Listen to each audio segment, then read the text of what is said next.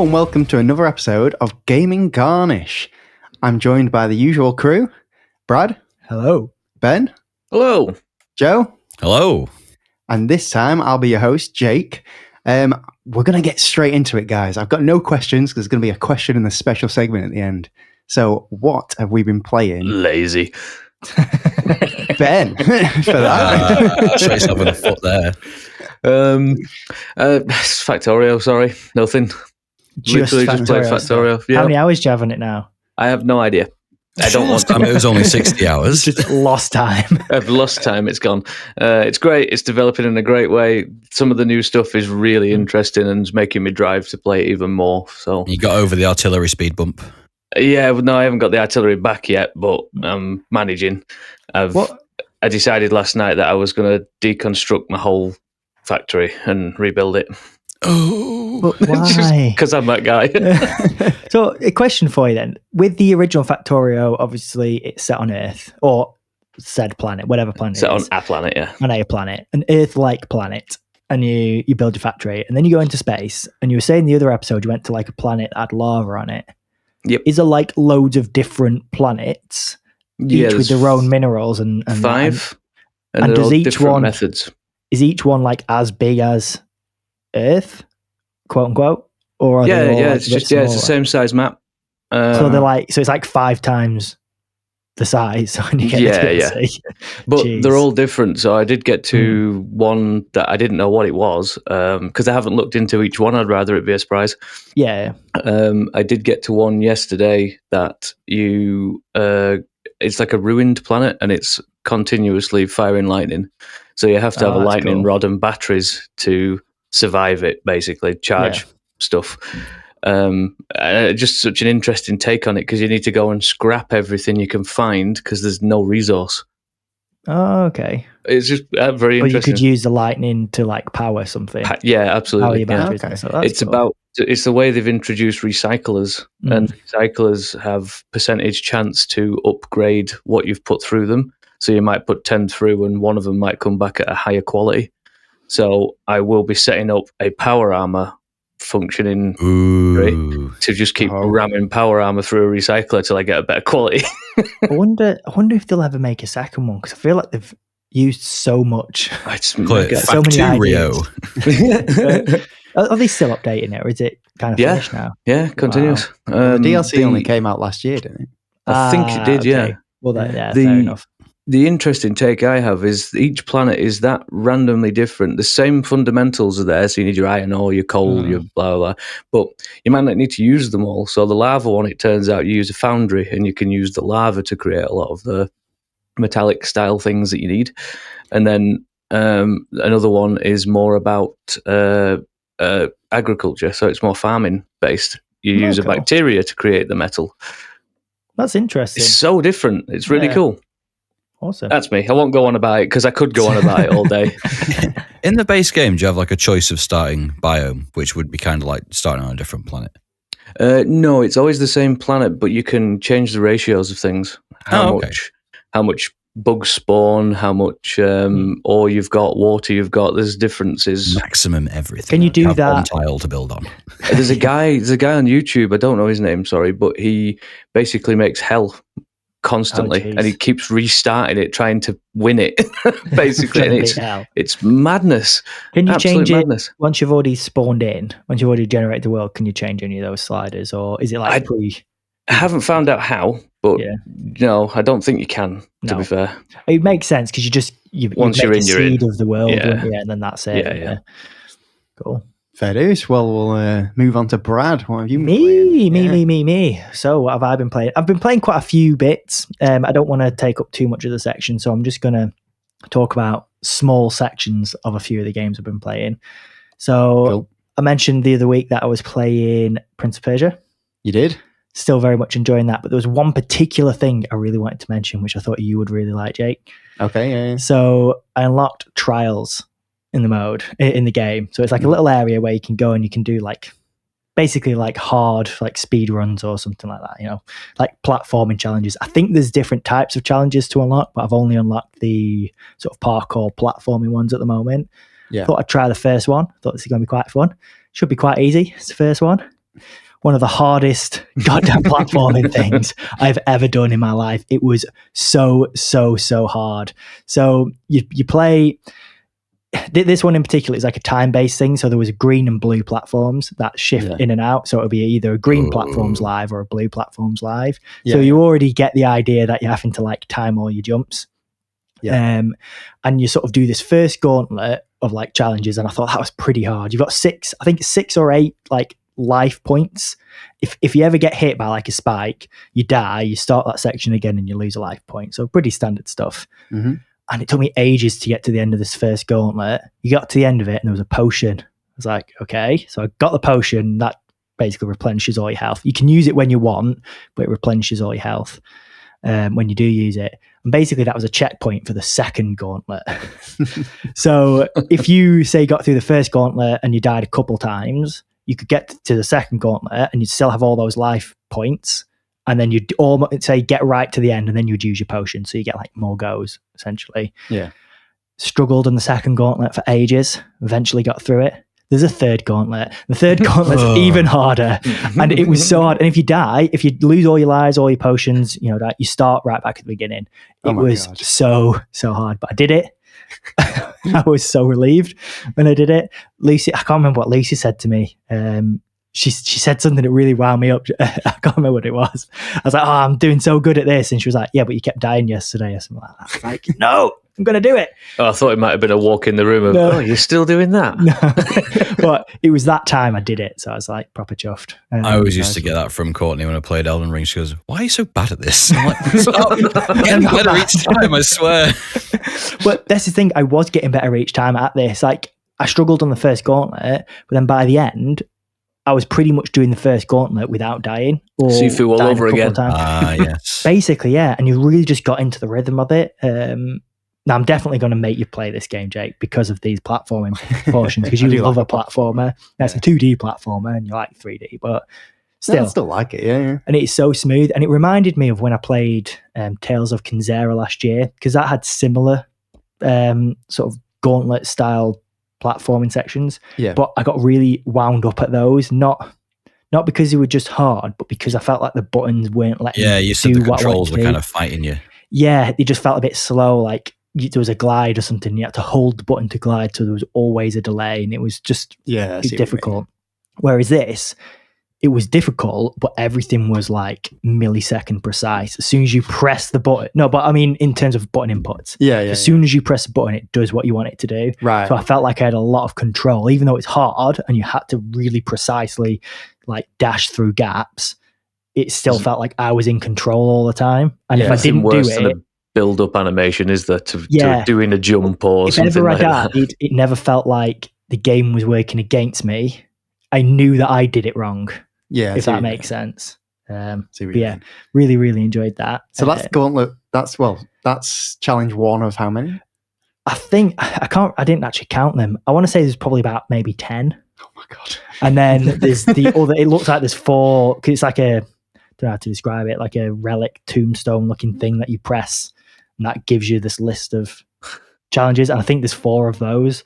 So one might be combat challenges or something, or I don't know. Next time we see Brad, he's going to have pulled all his hair out, isn't he? The thing is as well, what's interesting is because this is the first one, it only utilised a few traversal mechanics. And you're going to get more. And I'm going to get more. So it's going to get to a point where I'm going to be doing stuff. I'm just not going to be able to do it. I'm bold, but I'm on You unlock the trials of stuff you haven't got the traversal methods for? I don't think so, no. I've not checked, but I don't think so. Because the next one down, I think, is just dash as well. So it'll just be another really hard one. So yeah, I was enjoying that. I'll probably try and play some more today. Maybe do another couple of trials. Maybe one, maybe none. We will see.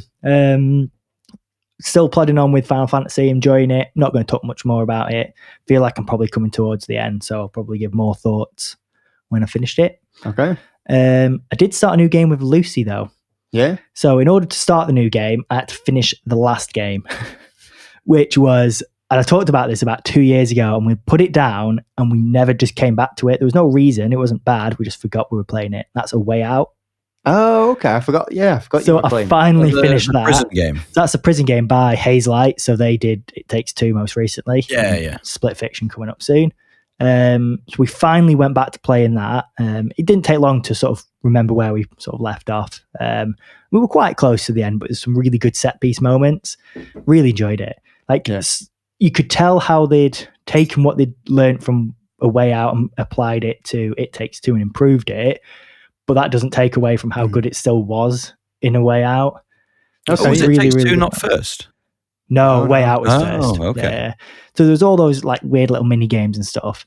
But what I found A Way Out did really good. I can't remember if there was any scenes like this in It Takes Two, but there's a lot of moments where you're both doing two completely different things. I did like that. So there's scenes where like one person might have a cutscene, for example, the other person doesn't. Now it'll prioritize audio of the cutscene, but obviously if your character's not involved in the cutscene, you're not going to see the cutscene. So that worked quite well. It does that in Baldur's Gate if you're off doing different things. Oh, but I always find it a little distracting.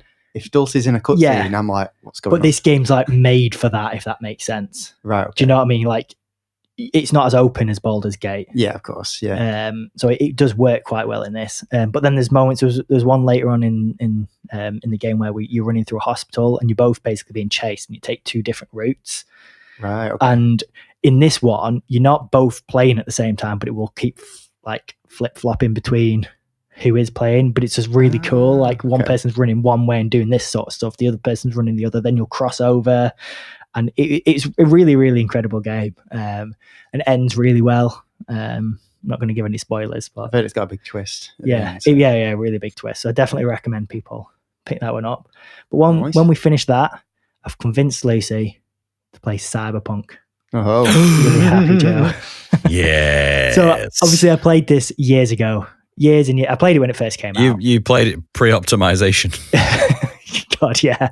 I always played it on PS5, but it was a PS4 version, obviously. So I had a better experience than most, but it was still a choppy experience at best. Yeah. Now, I did put it down a couple months into playing it and said to myself, I'm going to pick it up again when the next gen patch comes out, which I did. So I actually finished the last sort of quarter of the game with the next gen patch. But even was that with the new like upgrade system? No, so that was the first time they did the upgrade. Oh, okay. Yeah. So there's been even more stuff since then. Oh, yeah.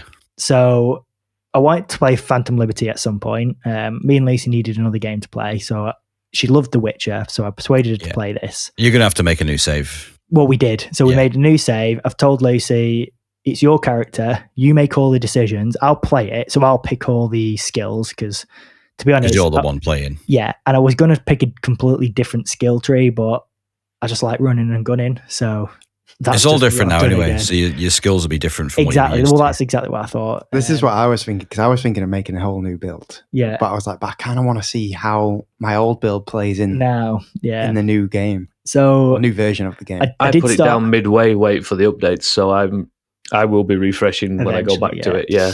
So I did pick a new life path. Did you go with this time? I went for Street Kid. But you can definitely see what people are saying, that the road nomads. Yeah. They're definitely the best to start with, because it's a much longer intro.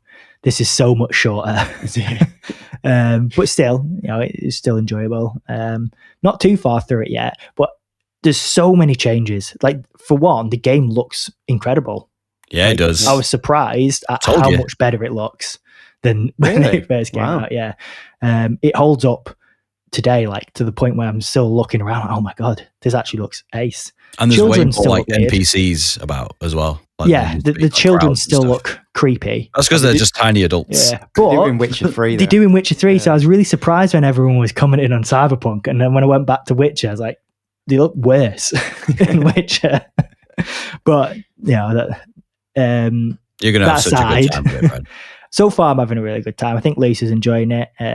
Picking different like decisions here and there. When I know or when I remember the outcome, I'm still letting Lucy choose, but I'm maybe saying, I know what happens there, so let's try this, or suggesting we try something else. So I'm getting a few different things happen already.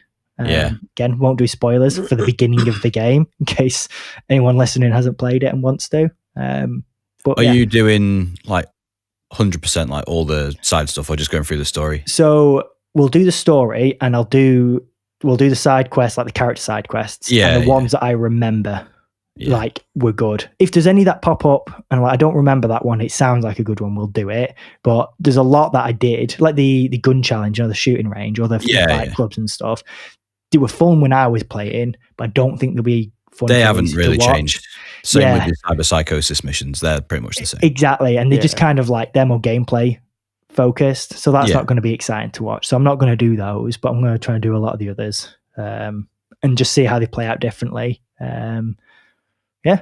Really enjoying it. I can't wait to hear more about your experience. I'm looking forward to finally getting to Phantom Liberty. Well, you can get into it pretty early on. Yeah, well, we've not bought the DLC yet, so we'll probably play most of the game, if not all the game, before. No, there's a bit where it's supposed to come in, and that's where you first leave the church with the Voodoo Boys in. That's where you first get contacted. So as soon as we get contacted, maybe I'll look at getting it if it's an offer. So that might be a good idea then. To be fair, I want to buy it too, so and want to start it, so we might end up playing it about similar times. I have noticed there's a lot of new stuff. So like there's a Balatro side quest. Yeah. I was like, what? This is definitely Jimbo from Balatro. And they've got all the Edge Runner stuff in there as well now. I've not seen that. But you can get Rebecca's shotgun in it. That's cool. I know you can get the jacket. You can get the jacket. There's even like shooting from cars and stuff. The Sandevistan that David uses is in it. Oh, is it? Nice. Yeah. But there's loads of just new mechanics. The metro station, I got a text saying it was open. Oh, yeah. Yeah, that's in it now. So and you get to watch the journey from the metro train. Does it play better as well? I don't know. It's still at the moment, and I seem to remember this first time I played it. When you first start, it feels a little bit jank to play. Like there's something about the gunplay feels a bit. Everything's got so much recoil. Yeah. And it's quite hard to manage when you're having to hit people a lot because you've got big health bars and stuff. But it will get better, and as I get better. So I don't know at this moment. Currently, it feels the same. What a skill tree. Your perks help that a lot. Yeah. There's a lot of recoil perks and headshot perks and stuff. I can't remember a lot about the skill tree from the original, but there's definitely a skill tree. I remember it being a lot of like 5% more damage. Yeah, there is still some of that. Now it's like ability stuff. Like there is still some of the percentage stuff, but it's like each skill tree has some major skills, and then off those major skills, minor increases, which are your percentages. I see. So very cool. Enjoying it. And then the last game I'm going to talk about, I'm going to wait till you do your section, Jake. Okay, I think I know what that is. So that it doesn't look too much like I'm hugging this. Brad show. Well, Joe, what have you been playing?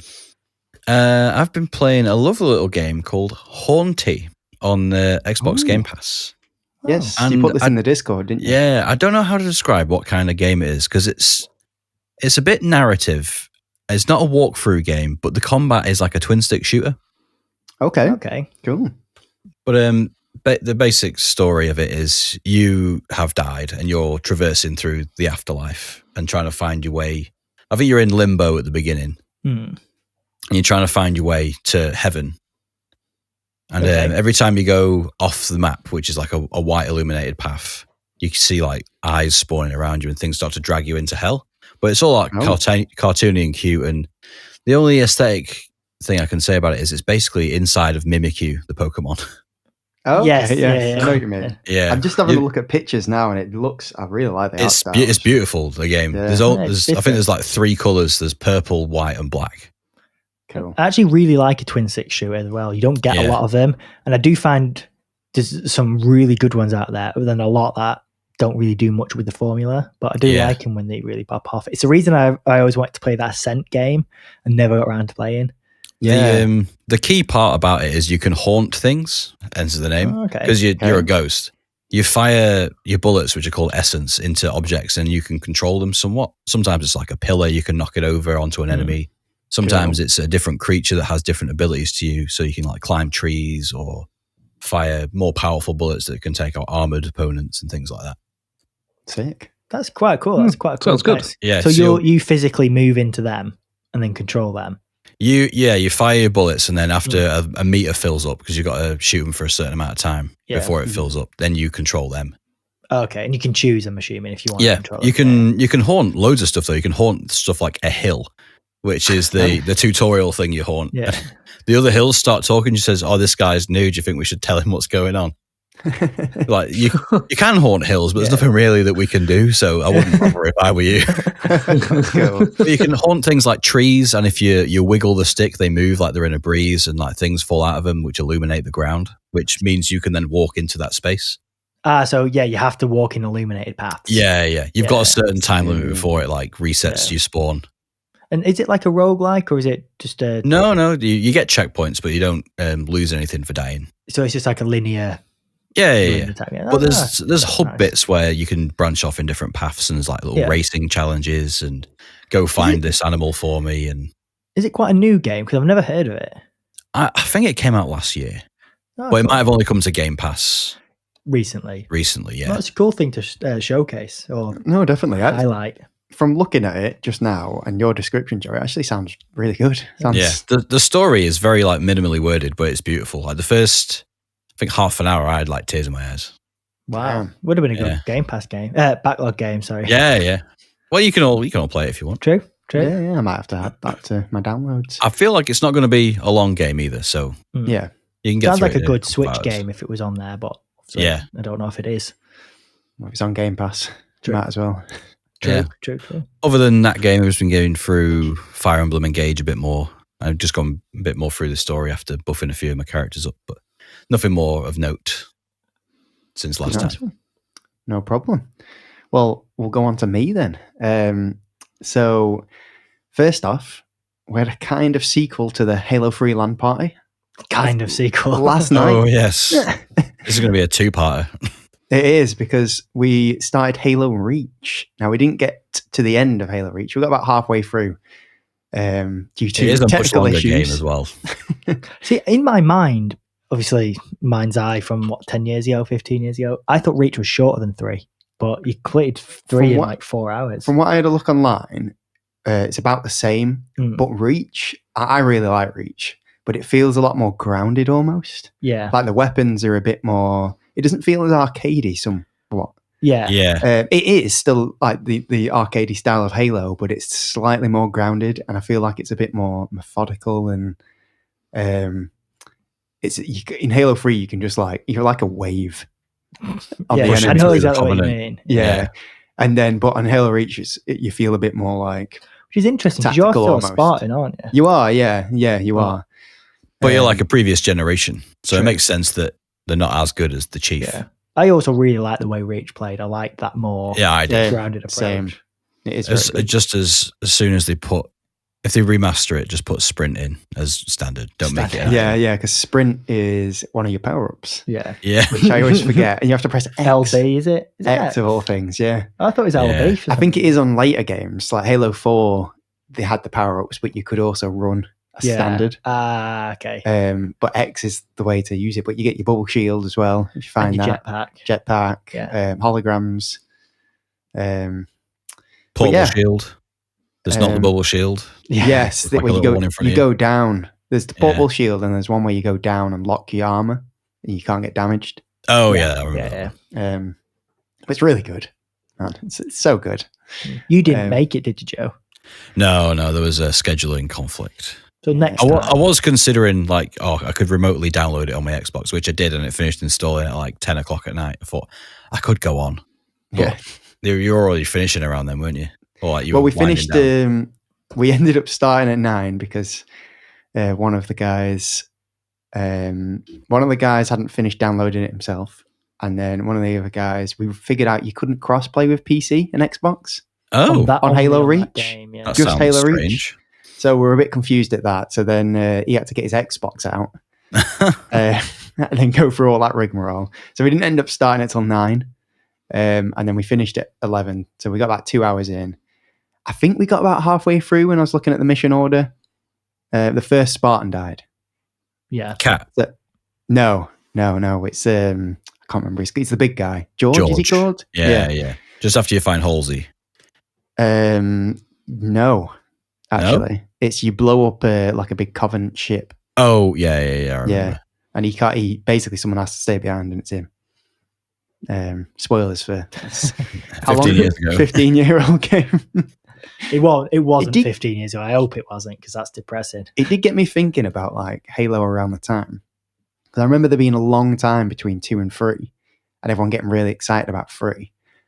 And then I just remember loads of games coming out, almost like every year.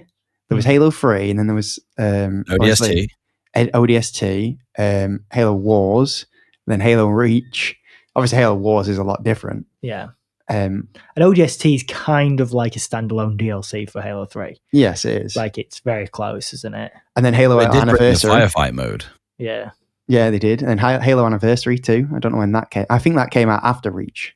It did. Yeah, it I did. think. Yeah. And that's when 343 took over, wasn't it? So From 4 onwards, yeah. um, True, yeah, a lot did Yeah. come out. But when you look at it, it probably wasn't as long. Like, I think a 3-year dev cycle back then was probably felt really Short. long. No, it Yeah. probably felt long. Oh, compared to 3 what years is- compared to now, yeah. Yeah. So it Yeah. was probably like 3, maybe 4 years between 2 and 3. It Yeah. felt long yeah, but because it you're wasn't. used to things being so quick. Yeah. But then they brought out all those games Yeah, very quick Succession. succession. But Halo Reach, great. Yes. Yeah. I'm tied between which is my favorite. Halo Reach is the best one.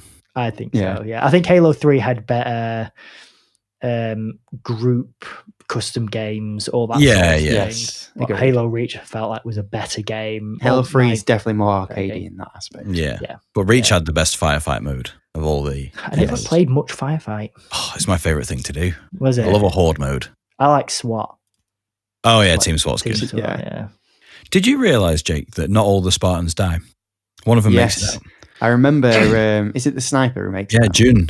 Yeah. Like you never hear about him ever again. Like I thought he might end up in other Halo games after that, but you never hear about him. No, I do remember at the time thinking like, they all died, and then thinking, wait, hang on a minute. What about the sniper? What happened to him? I remember hearing rumours you could survive the end, but you can't. No, You can't. I was very much looking forward to that end fight to see how Yeah. far I could get, and then only just to get one shot by the first grunt that comes out. But alas, next time, hopefully, Joe, you can join us next time. Yeah, I've got it downloaded now. It's just such a shame you can't have it downloaded separately. You've got to have the Well, we actually found out you Master could. Chief Collection You client. you have to download some of the Master Chief Collection up to, I think it's like 30 gig or something. It's about 25% of the full download. Oh, okay. And then you have to prioritize Halo Reach And then pause the rest. and then of it. pause the rest, and you can play it like that. Oh, when you it's don't like- install the other ones. Yeah, it's like you're downloading the browser almost. Yeah. But you can do it that way if you wanted to just download one of the games. Yeah, because I know you can download just Reach, but it's a 360 game in it, and you can't then Yes. do online with everyone else. Does that not allocate space still, though? When you start downloading a game, I think it allocates the space. I'm not sure.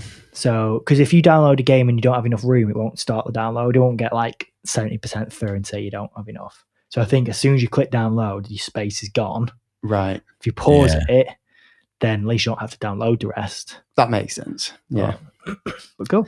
But anyway, yeah, looking forward to part 2 of Reach, probably in like 2 months. Yeah. But the other game we're playing, that Brad's also played as well, is the demo for the first Berserker Khazan. Oh, yeah, you mentioned this last episode. So Yeah. I know it's coming out, but it just kind of came out without any. No fanfare. No Yeah. fanfare, no marketing. It was only because I was scrolling through Blue Sky one day and someone said they were playing it and enjoyed it. It's like, oh yeah, that's out. So, it's good to go. I liked it. I did like Yeah. it. My only gripe, which I think I might bring up later in this episode, spoilers, is I just didn't want another Souls-like. And it's very Souls-like. I didn't so much mind it that it was Souls-like, because I do like Souls-like. Same. It seems like the further you get, the more abilities you're going to get. That's going to maybe shake it up from being as Souls-like. But at the Definitely. beginning, it is, parry, dodge, attack, Yeah. heavy attack. So I beat the first boss Mm. of the demo, and I haven't played too much afterwards. But you do start getting a skill tree Yeah. after that. First boss was hard. I don't know how long the demo is. I don't think there's much after. So I got to that boss, and it was hard. It was really hard, and it's like a big yeti creature, and you get these like fire items that you can like put fire on your weapons. So obviously that does loads of damage against a fire yeti, and I nearly beat him when I used them, because I died, when I respawned, you lose all your items, which I hate in games. Yes. When you lose all your items after death. So, or once you've used them and then die. So I ended up not beating him because I just didn't. I thought it's a demo. I don't want to keep pushing. I don't want to stress myself out over a demo. Yes. Because if I play it again, I'll probably redo it. So, well, it took me a while. I managed to beat him, and I nearly did the same thing because I was like, "This is just a demo. Don't get yourself frustrated." But you get this spear attack after beating the boss, which you can like almost one-shot the smaller enemies from a distance. But you only get so many. I think you have to build them up by doing combat. Yeah. It's all like cool blood, dark magic looking stuff, isn't it? Yeah, like it's got a cool really aesthetic to it. Cool aesthetics. I really like the comic book style of the characters. Yeah. And how, especially Khazan. Khazan feels like the most comic book out there. He's got like thick lines to him, whereas the rest... Probably to make him stand out. Yeah, the rest don't so much, but I do like the character design. Everything else feels a bit more realistic almost. I know what you mean, but it does look nice. Yeah. It's got quite a nice aesthetic. Lots of blood. Yeah. It's quite forgiving as well for a Souls-like. I found the parry window really generous. So, well, speaking of parries, this is the one thing that I actually really liked. And it's actually probably the first time I'm going to go into parrying in a Souls-like, more so than dodging. It's very quick. Yeah. And you don't like... you can animation cancel, can you? To block? Yeah, I think so. Yeah. So you essentially, if you perfect parry, or normally you would block, but if you perfect parry, this like purple energy comes out and you start filling up, I think it's filling up their bar or reducing their stamina almost.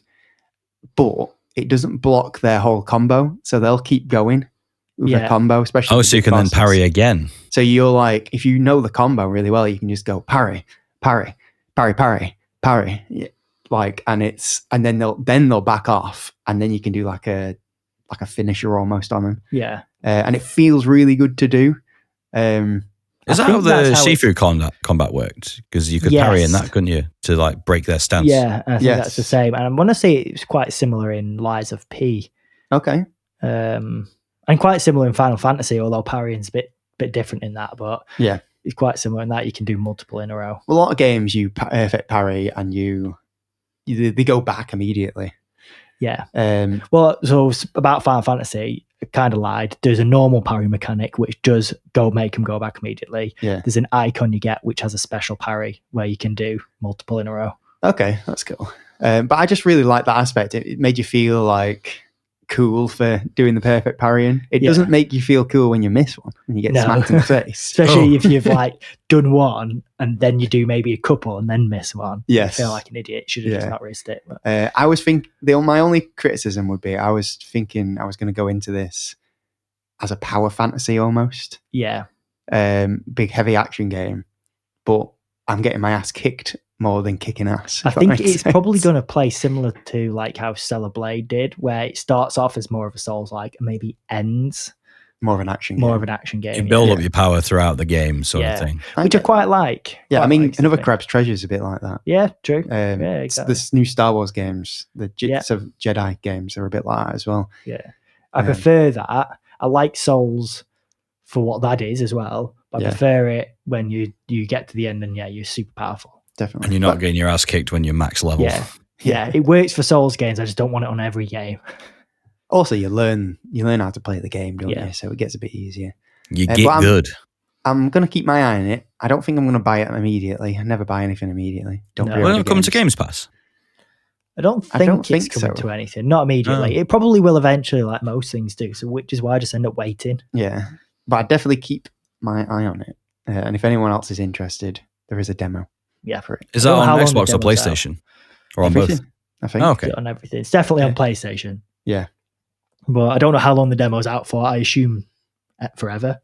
But yeah, I hate it when they just limit it to like a weekend or something. Yeah, it's definitely not a weekend. I do also think you can carry your save over. So I heard this, but after you beat that first boss, it feels like it rushes, like it skips a story thing, and then you continue. Okay. So I don't know how much truth there is in that, or whether you'd want to redo it anyway to see some story stuff. Maybe, yeah. But yeah, cool game. Cool. Keeping my eye on it for the future. So with the what we're playing section out of the way, I think we should move on to the but-ba-do. It's the news. It We've is. got loads of news again. There's one thing we're going to talk about this time that we didn't last time. There is something that For the sake of a day. something that we missed by like a couple of days. Yeah. So if you listen to our last episode, we talked about Switch 2 leaks, and we had to throw a little disclaimer in there that Switch 2 has been officially announced. Well, it's been officially announced, so let's talk about it. Yes. Well, there's not much to talk about. There isn't, to be honest. Because to be honest, it's probably the same conversation as we had when we had the leaks, because we knew as much then from the leaks as we do now from the trailer. I think that trailer only came out because of the leaks. I do. I think it came out because we were recording and they knew they wanted to trump us.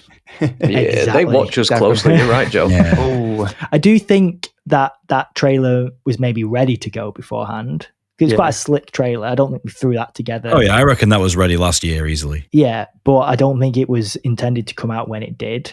no. And I think it was probably so. They basically did a Crap, trailer it's too showing. true. Drop it. Yeah, they did a trailer showing basically what the Switch looks like, Switch 2. Yeah. And then at the end, it was learn more in April. I think it was gonna be shown then with whatever else they're showing in April. Yeah, With a because direct. Yeah. April is so far away It in is. comparison. It's really weird to show first look at the console before and be so far in advance of actually talking about it. Because there's no like details out. The only thing that we know for certain are the Joy-Cons clicking, The magnetic. Yeah. It's slightly alluded to that they might be mice. Yeah, But you so can use them as a mouse. Yeah. Because they kind of like show them skating across the floor. We know what it looks like. It's bigger. it's a bigger Switch. It's got a much yeah. better kickstand on the back. Yeah, Yes, it there's an does. extra button, Yes, which they we don't know haven't. what it does. We don't know what The that C does. button. Maybe. No, I think that's what it is. It Is says it C C on it. button? Yeah. Yeah, bring back the C button. So we don't know what that does yet. It might be to activate the mouse. I Maybe. don't know. Who knows? And then we got a slight look at what looks to be the next Mario Kart. I think game. it is the next Mario Kart game. I think so because it looks like it's got. Apparently, when you look at the start of that like section, there's 24 grids on the on the road. I think there's a 16 driving, which is more than there was last I think time. So there used to be 12. Yeah. There was 16 or 18 driving, but then there was more spaces. So it looked like you could get up to 24. Yes. Which is cool. They're going to have a big ass roster for that.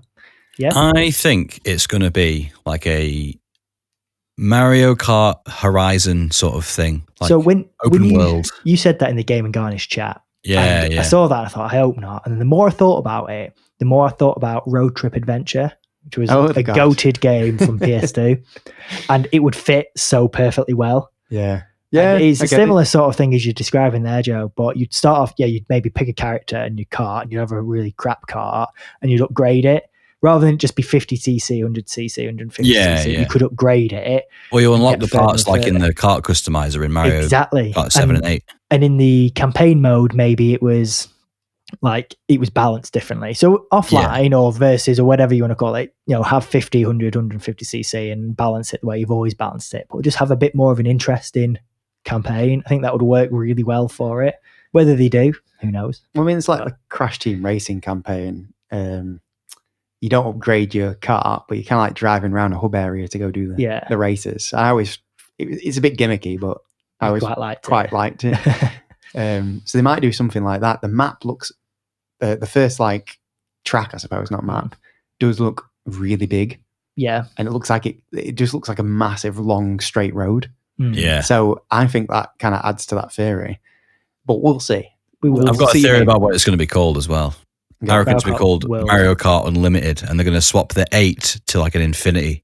Just turn it on its side. Okay, yeah. Oh. In like the reveal. True. Maybe. I just thought Mario Kart World. Mario Kart World, yeah. Yeah. Is World Tour, or is it Tour the one that's on mobile? Is it Mario Kart Tour on mobile? Oh, I don't know. Not too sure. But I'm looking forward to it. It did kind of, we got a very short look at it. It did kind of look graphically like the last one. 100%. It didn't look much of a step up. I think that's why people were like, is that a new? Yeah. Which considering it's been like 7 years, is it? Yeah. Something like that. You would think does maybe, look a bit grungier and less colourful, I thought. Do you reckon? Yeah, Well, at least compared to Mario Kart 8. Yeah, as you just said, Joe, Donkey Kong does look a bit odd. Not gonna lie. His eyes are too small. People really like his redesign. Well, it looks I more think like his it's older weird. design, but then other people are saying, well, it looks kind of like movie Donkey Kong. Yeah. Yeah. People are hoping, obviously, I hope as well, that they don't move towards making them look more like the movie versions. Because maybe they'll have skins.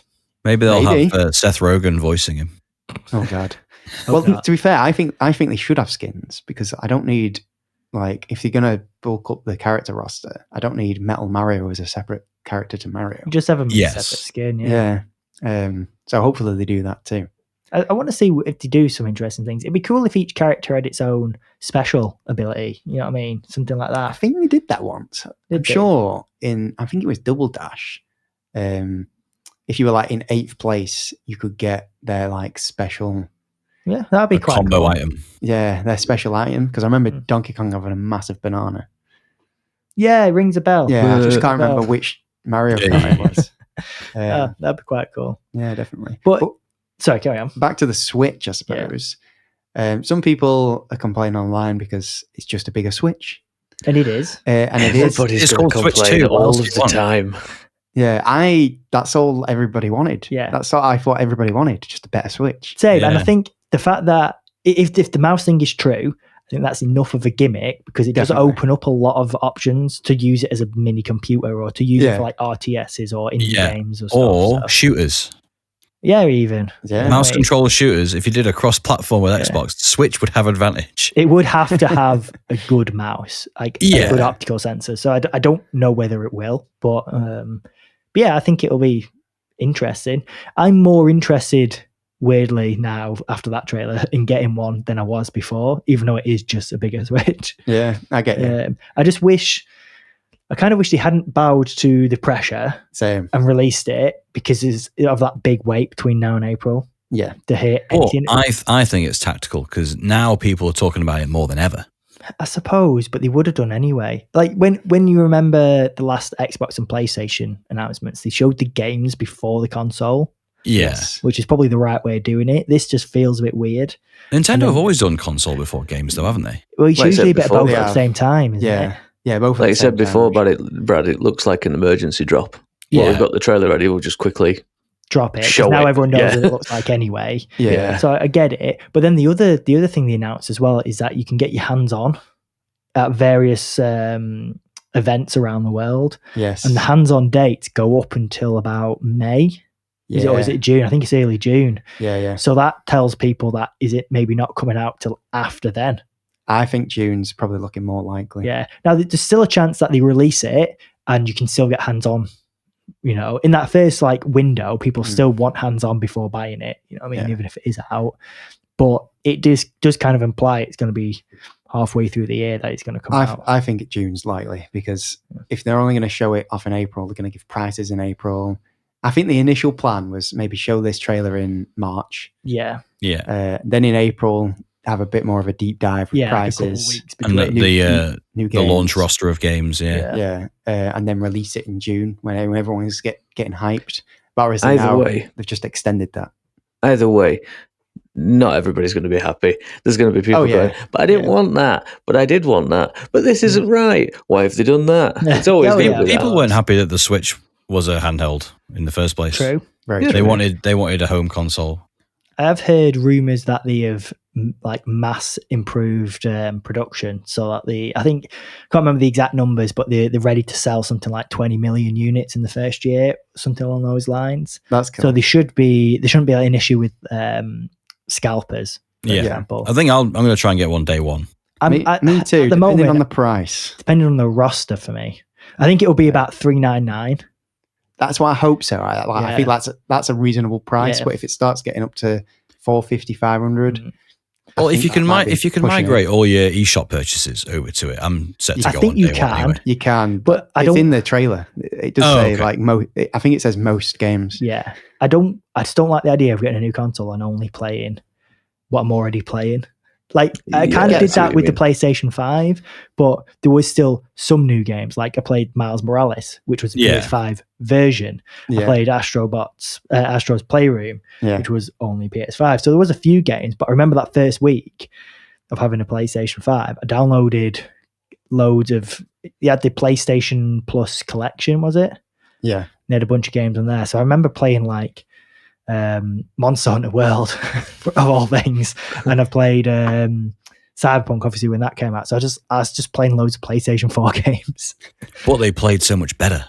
I think that's it for me. My Joy-Cons have got bad drift at the minute. Yeah, my Switch, the fan's on its arse, so whenever I boot it up, it's so loud. Yeah, so handheld. You want another one anyway. Yeah. You might as well I'd rather just put the money into the Switch 2 than buy new Joy-Cons or something. Yeah. Only going to have Before you put it in the chat that it had been revealed, I was actually shopping for Steam Decks. I'm like, well, I'm glad you showed me this because now I don't have to go get a Steam Deck.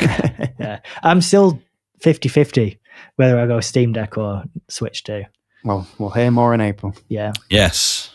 Unfortunately, I'm just not interested. It's No? a handheld that I put in the drawer. True. Oh, no. That's what I did with the Why last don't you one. just leave it docked on the TV? We have 2 in our house. Oh, wow. And still just put it in a drawer. Imagine if Ben had a Steam Deck and the amount of Factorio he could then play. I've really debated it, I'm not going to lie. Because it can be on and off then, can't it? There's no... Yeah, but would you then put the Steam Deck in the drawer and forget about it? Well, that's also why I haven't. Because my experience with handhelds is they were great when I was younger because that's what I had. But now I've got other options. I just put it in a drawer. The thing is, the Steam Deck is also about the size of your phone, Ben. So Yeah, you can put it in the same pocket. Rude. yeah. Thing is, the Steam Deck you can plug it into your TV too. So for some people, it might be viable to have that as their PC game. Yeah, I nearly went that way instead of building a PC. Yeah. I was very close to doing that, but I went with a PC. Yeah. Anyway, we'll move on from the Switch and Steam Deck, apparently. So there's been a trailer for a game from the old Witcher 3 devs. They've kind of come off and made their own studio. It's some of the devs. Some of the devs. And I don't not think all, it's just obviously. Witcher. I think it was a few of the Witcher games as well. But Yeah. it's some of the head like Some of the head I people think on Witcher 3. lead quest designer and one of the narrative leads and stuff. So Yeah. some big guys from Big names. Yeah. Big names. And it's a trailer for a game called Blood of the Dawnwalker. It looks really good. Very It's- vampire. It's just a CG trailer at the moment with a smidge of gameplay at the end. Yes. Now they did say I think they're going to show more gameplay in summer, didn't they? Yes. But vibes wise, it does feel really dark. As you say, vampire-esque. Yeah. Reminds me a lot of the vampire stuff in The Witcher. Yes, 100%. I was thinking the same. I mean, it's really cool aesthetically. It looks like a grim, dark, gruesome sort of cool telling of a vampire sort of story. Yeah. Very cool trailer. Yeah. Don't know much about it yet, but I don't know. I'm assuming you play as a vampire. yes, I think 'Cause it so. looks like it from the trailer. So hopefully you can get some cool abilities and stuff. I hope it's as well written as Witcher, but with just better gameplay. Yeah, I can imagine it will be.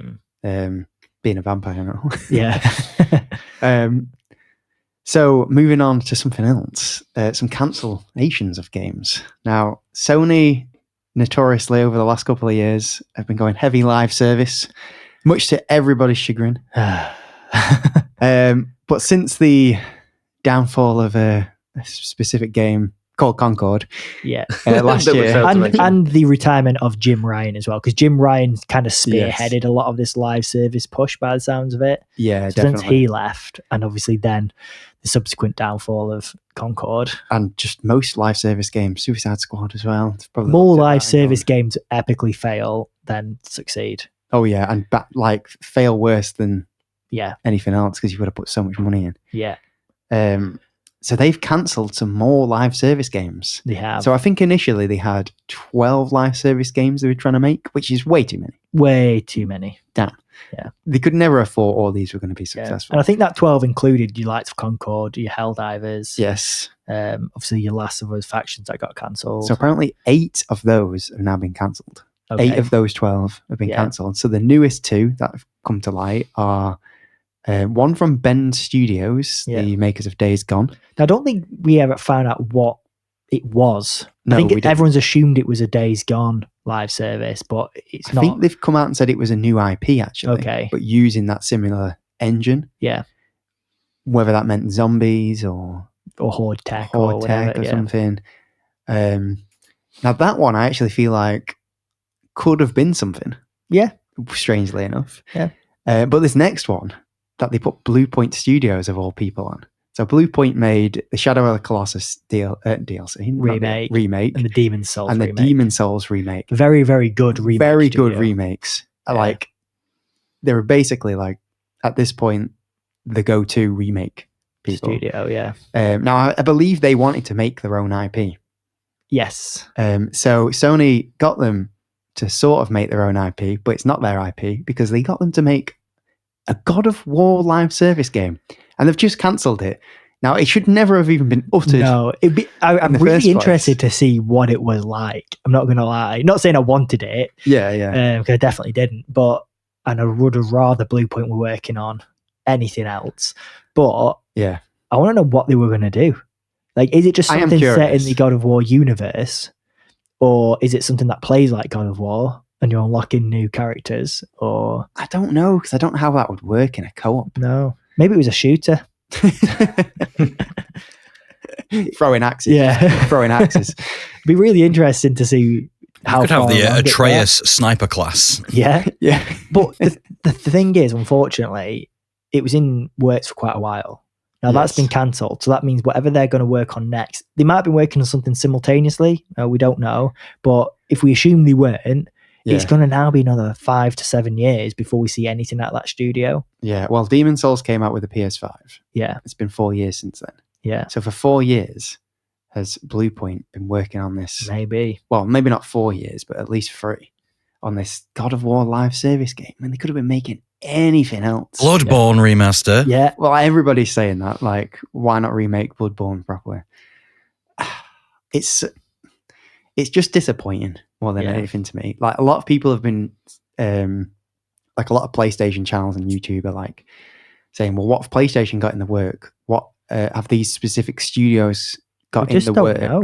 So a lot of people have been speculating about Blue Point for a long time. Like they're going to have something big, something good's going to come from them soon. I wonder if we'll hear about it this year. And it turns out we did, and we found out it's been cancelled, and it was. That's a stupid live service game. We've not heard it really a lot from PlayStation Studios in a long time. There's not really that much we know is coming out from them. So we were dead anticipating all these new games, and it sounds like we're not going to get them. No. Because they've been cancelled because they were live service crap. Yeah. So, I mean, I'd rather not get them, but I'd rather they just never started making them in the first place. Contrast that with Xbox, who we'll talk about later. Yeah. You know, they're on a massive upswing this year, definitely. Yeah, so it's disappointing. Yeah, and I think back to some of the old live service games too that I wanted to bring up. Like, why Destiny 1? Why did they really have to cancel the Last of Us one? No, because a lot of people wanted that. Yeah, it was so weird to cancel it. But then the ones that are still remaining, you've got Marathon, which interest has waned. Yeah, you've got Fair Games that no one knows anything about. Yeah, and it's probably just going to be another generic live service shooter.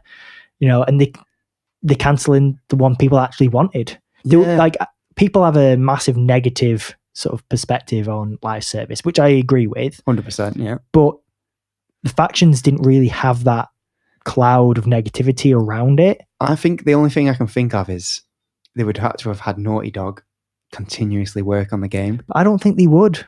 I think they could have got Naughty Dog to do a big chunk of it and then put another studio on it to maintain it. Yeah, possibly. Maybe it's tarring an IP that they didn't want to risk. I mean, they've already re-released Last of Us. God knows how many times. We've got a TV show and everything else in between. So it's they've kind of already tarred what it originally was. Well, I guess, yeah. I'm just thinking if they have a major flop on The Last of Us and that's the last thing everyone remembers about it. I know, but I mean, I loved The Last of Us Part 2, but that's got so much negativity around it. You could say that would have been the last of them. We knew he was going to pipe up sometime, didn't we? It is just interesting to me because apparently when they bought Bungie, apparently they sent them to all these live service studios to like assess them and see if they could keep making content, keep making money out of them. But Bungie, they've been hit or miss. And I'm starting to think that maybe they've gone to these studios. Completely speculation here. They've gone to Naughty Dog, looked at The Last of Us, Born and Gone. This looks good. Yeah. It might take away from Bungie. I doubt it. No, I doubt it. Yeah, but I kind of know what you're saying. It's comparing apples and oranges. Yes. They're not the same thing. They're not the same. They've not necessarily got the same audience. So I don't know. I think it was a dumb move. Very dumb. So. Dumb to PlayStation. Unfortunately, they've been very dumb. Yeah. The last couple of years. Yeah. It's going to be one of those generations on the PS5 that we're just not going to have had that many games. Speaking of dumb, we've got some Elon Musk news, don't we? Oh, yes, we do. So it's been speculation for a long time.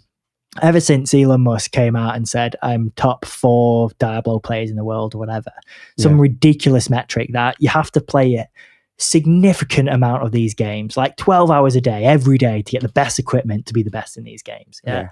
And he should be running a company. Streamers are the only ones that have a shop. He allegedly runs all these companies and he's like the smartest or most richest guy in the world or whatever. So everyone pretty much knew from the offset it's BS. He's paying someone to play this, but he'd never admit it. Yeah. And then he got into Path of Exile 2, which is very similar to Diablo.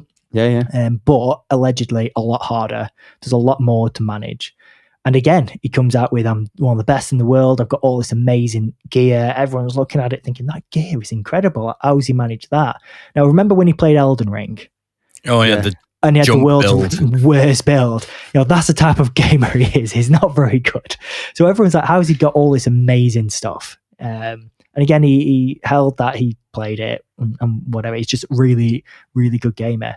Anyway, he streamed himself one day, and a lot of actually good Path of Exile players watched him thinking he's not very good. Like, he's doing basic stuff wrong. Like, he's picking up loot that guy of his level and his gear should not even be entertaining. And his button inputs are slow. Trying to click maps that aren't available. Yeah, he had a map. He had a map in his inventory that was called Elon's map. And it's like, why would you have Elon's map if you're Elon? That just screams as someone played on his account and has set up a map. But anyway, all this stuff. Anyway, he made the biggest mistake, which again, someone who's apparently, quote unquote, as intelligent as he is, he was playing Path of Exile whilst he was at Trump's inauguration. Yeah, I've heard about this. So everyone's like, you can't be in 2 places at once. So he's finally had to come out and said he's paid people to play in his games. To boost his accounts. Yeah. Which, if he just said that from the beginning, I don't know, it's pretty pathetic and sad. It's sad. Like, if you were a busy person and you had that much money and you wanted to just keep it up. Yeah, and you wanted to be high level. To lie about it. Yeah, he wanted all these try and pretend. Gamer cred. Yeah. But most people who are actually gamers were looking at him thinking, you're lying. The only people who believed him were like crypto bros and people who love Elon Musk. Yeah. So he could do anything and they would love him. So it's absolutely hilarious. Now, what's interesting is the Diablo devs and the Path of Exile devs and whoever else, his games they play, they've not come out and said whether they're going to ban him, even though it is a bannable offense. Oh, is it? I didn't know. Boost your account. Play your account. Yeah. So it'd be interesting to see. Got to be rules, doesn't there? There's got to be rules, but some people, unfortunately, 2 people have the same login information. What do you mean? Well, you can't have the same login information. Like you can be signing on 2 separate Xboxes. Yeah, but there'll be ways around it. You'll be able to prove that, I think. But the thing is, it's like if you're logged in 2 different Xboxes, it'll track your IP, so that's fine. If you move across the world in 1 hour, then it's like, okay, well, that's someone else playing your account. You know what I mean? So some people, unfortunately, are above the rules, so I don't think he'll get banned.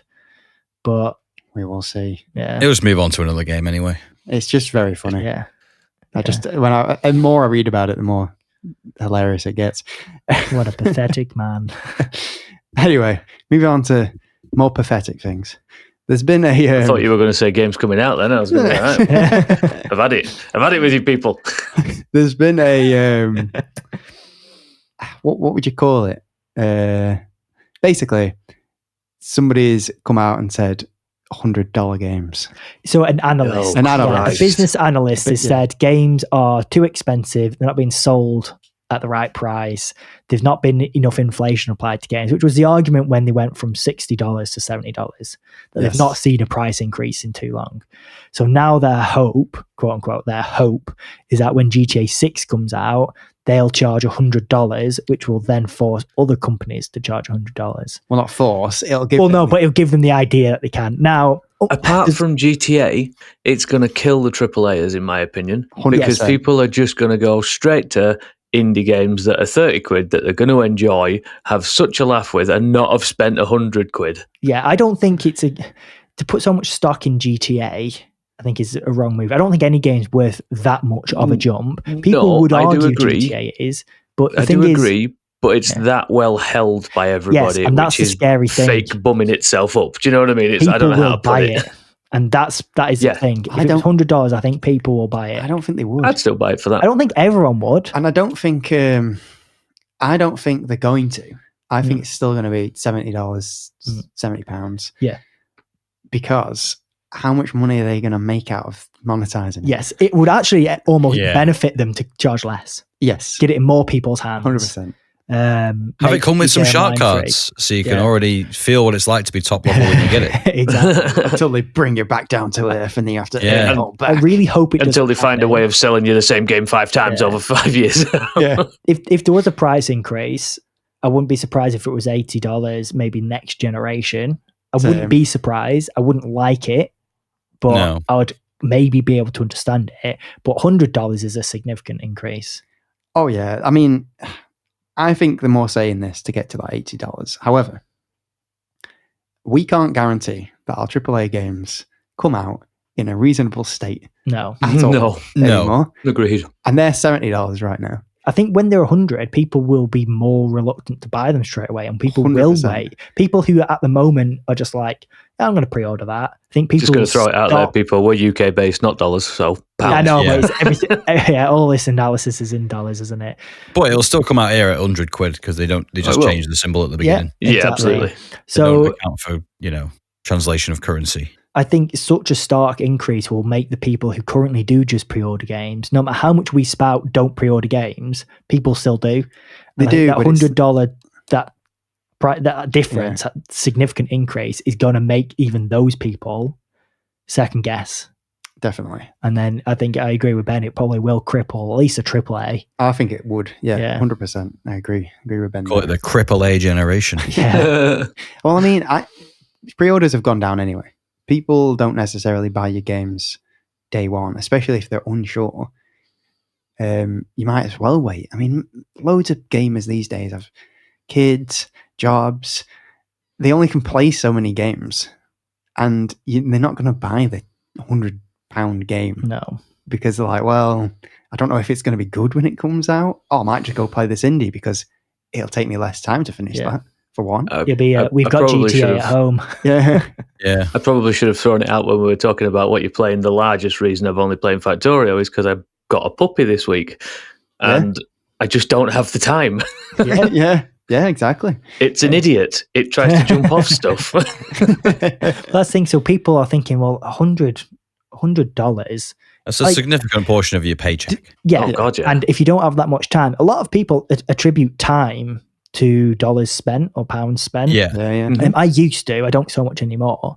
But it used to be, maybe £1 per hour. That feels like good value. So at that point, they're thinking, well, if this is $100, am I going to get 100 hours out of it? If I am, maybe it feels worth it. But do I have 100 hours? Yeah. Are you even going to boot it up 100 times? Well, this is the thing. Yeah. Maybe not. So it's a difficult. I don't think it's a very good value proposition for people. But no, definitely. Well, that sorry, puts even more stock into stuff like Game Pass, where it's a low amount every month, and games will eventually end up on there. Yeah. If it's from like the first party developers. Definitely. Yeah. So why would you pay $100? Even if you're not getting like the extra deluxe edition and DLC and stuff, you're getting the base game for $14.99 or whatever it is. Yeah, that'll go up. That's also the basis of the downfall of Ubisoft, though, isn't it? Yeah. we'll just buy the pass. Yeah. And on the subject of $100 games, like most games come out with a version that is over that now. Yeah, like for the deluxe edition of Indiana Jones, it was like 150 quid or something stupid. Ridiculous. And what do you get for that? You used to get like a art book and a soundtrack CD and a statue and a special case and maybe like a hat. And Pip-Boy. The whip and the hat of Indiana Jones, but now you just get like, you get some codes to download something. A plastic-looking satchel. Yeah. It's crazy. It is crazy. Because the really good one for Witcher 3 came with him fighting a griffin on like a That was stone a cool cliff. statue, yeah. That wasn't £100. Do you remember the Halo one? No, I think the Witcher one was quite expensive and it sold out really quick. I remember the Halo Reach one where it had all the 4 Spartans like on the cliff the edge. Halo 3 one, you got a helmet. Oh, the helmet. Yeah. For your You could actually wear it. Well, wasn't it a disc collector thing? Yeah, you couldn't wear it. Yeah. No, people modded. They took the bottom out and you could actually fit it on your yeah. head and look through the visor. That's cool. But they were ace. I love them. Yeah. I mean, as a kid at the time, I couldn't afford that, but Well, you get the, one of my friends had it. yeah. You get the what was it, the chainsaw gun from Gears of War? Yes. You could with one edition. yeah. Yeah, that was again very expensive, but you could get it at the Lancer. Like I just mentioned, you got the Pip-Boy replica with, I think it was one of the special versions. Fallout 4, and that's quite recent. Yeah. That was quite and recent. You just clipped your phone into it and they put an app out so that you could actually use it like a Pip-Boy. Yeah.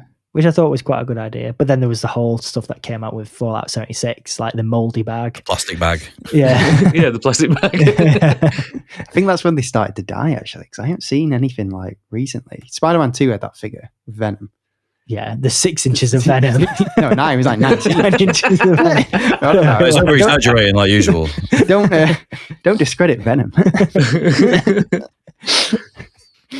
But yeah, I don't think that's ever gonna. I don't think $100 is ever gonna happen, or it's gonna destroy. Not the for a industry, while, yeah. Basically, even $80. I mean, even now at 70. I've not bought a game at full price for a long, long time. No. Even pre-order games, usually you get them for like 60, 65. Yeah, you just might as well wait. Yeah. That's it.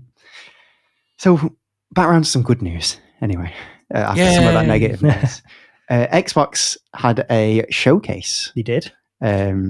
Showcasing, was it 4 games? It was, it was 5 in a sense. So there was 3 announced beforehand and 1.5 secret ones. Yes, yes. And it was very good. It was a very good show. I really like the way Xbox do it, where they pick a few games and focus on them. And yes. So gameplay, they talk about the gameplay, talk about the improvements, speak to the people behind the scenes. Definitely. And I like that rather they tell than you shotgunning 3 1-minute clips of a game. And I like that you're done. Before this, they were telling us what they were going to deep dive into. Yeah. And then there was a secret. And then there was one secret. So they actually started with the secret game, which they surprised did. me. So that was the announcement of a Ninja Gaiden 4. Yes. So after a long time. Yeah. I thought it looks looked incredible. really good. Yeah. I never really played the older ones, the Same. 3D. Well, I never played the 2D or the 3D ones. I think I played a demo once. I'd recommend getting that Ninja Gaiden Black 2, which is on Game Pass. Ninja Gaiden Black 2, or Ninja Gaiden 2 Black, sorry, because I think that's what they call their remakes. Yes. Yeah, Black Edition. That was the bonus game. That was a 1.5. And that was shadow dropped. So that was shadow dropped. It's a remaster of Ninja Gaiden 2. Looks great. So I might actually give that a go in preparation for Ninja Gaiden 4. But Ninja Gaiden 4 is also coming to Game Pass. Oh, really? Day one? Everything in the showcase is day one Game Pass. Wow. Yeah, which I also really like, because I was watching it, again, this was the first thing it showed, and I thought, this game looks really good. I'll have to get it one day. And then it just clicked. Oh my, it's on Game Pass. I don't have to get it one day. I get it day one if I really want to, if I've got time. And if I don't like it, I don't like it, because it's meant to be really hard, so maybe it won't click with me. But 4 looks a bit... It looks more easier. Bayonetta than Ninja Gaiden. But I like the look of that. I think it looks like proper character spectacle. Yes. Oh, it is. So, some of the painting like finishes. Yeah. They look so cool. I know a lot of people online aren't happy that you're not playing primarily as Ryu Hayabusa. Yes, a new character. Playing as a new character, but you do also play as Ryu a little bit. Yeah, they have said it's just like what happened in Devil May Cry 4, innit? Where you played as Nero. I suppose. Yeah. And to be honest, And I preferred Nero in that. Oh, really? Yeah, Dante was my least favorite character to play as in that Was game. that in 5? So was that 5? Yeah, because 4... Yeah, because you got V as well in 5. Ah, sorry, yes. Yeah, I'm just thinking of 5. But 4 you start as Nero, and then halfway through you switch to Dante and go back through all the levels. Ah, okay. But in 5, I preferred... Dante was my least favorite to play as. Really? It was just hard and a bit weird to play. He was hard to play as, yeah.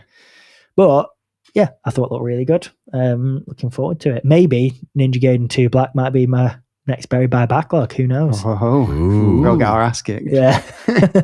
Who knows? It might not be, but see. They've always interested me, but I've never got into them, mainly because people say they're mega hard, and I'm Yeah. like, oh, I don't But want were to they put mega myself through hard that. before Souls became a That's thing? true. That's true. Who knows? I only ever played the really early stuff, Ninja Gaiden. Yeah. It did cross 2D my ones. mind. It did cross my mind recently to have a look at the ones on Game Pass, but I just never got there. Yeah, fair enough. So then the next game was Compulsion Games is South of Midnight. Yeah. Oh, by the way, Ninja Gaiden Fall 2025. Yes. It said Yeah. as well. No release date. Everything else here had a release date. Soon as well. Yeah. So South of Midnight, I think, is that April 8th? 8th. Yeah. That looks great. It's the type of game I probably wouldn't pick up if it was on Game Pass. Same. But I think it looks really cool. I like the art style. Still not sold on the stop motion. Yeah, it looks a bit choppy at points. But I'm not sure. I think the gameplay isn't. That's what I need to figure out. Because if it is, I don't think I'll be able to play it. Is this the one that in the trailer had that giant alligator thing? Yes. So it's a sort of It's like Louisiana swamp based. Exactly. place. And it's using all like mythological creatures from that some southern sort of folklore. Yeah. Yeah. Looks really cool. Looks like it's quite narrative heavy, which I like. Yeah. Looks like the combat seems quite interesting. Seems like there's a few abilities to unlock and upgrade, so I quite like It that. doesn't, to me, it's hard to watch the combat because it looks slightly boring. Do you think? But I reckon it'd be better to play it. Yeah, maybe. What I thought was really cool was the music. Yes. So there's a lot of emphasis on the music, which is quite big in South America. So Oh yeah. it was how to describe it.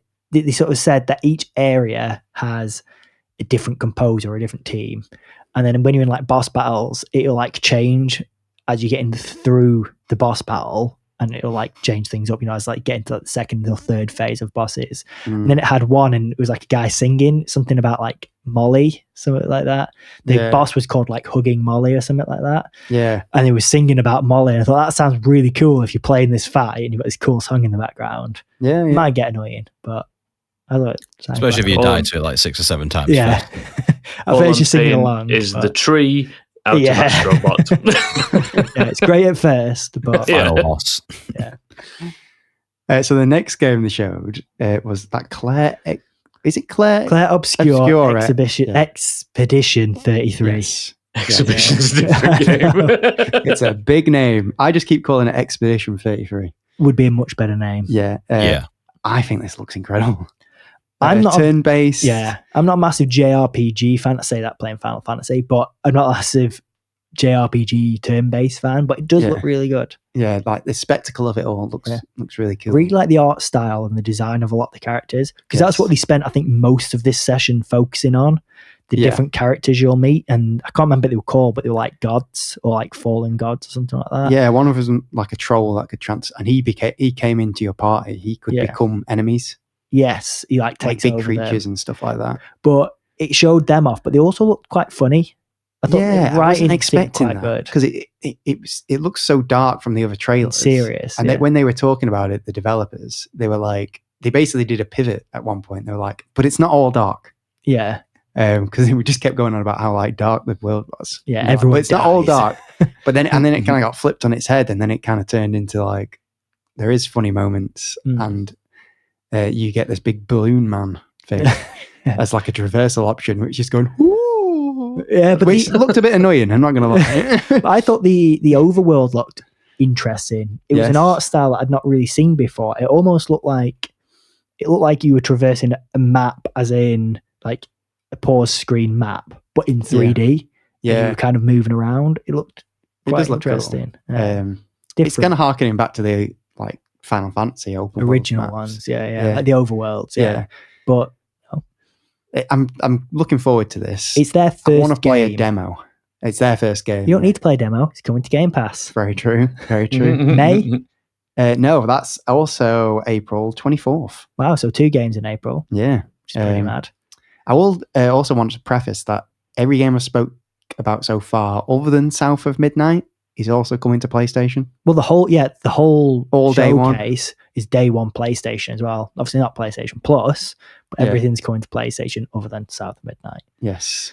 So South of Midnight's like exclusive to Xbox. Yeah, I thought this looked good.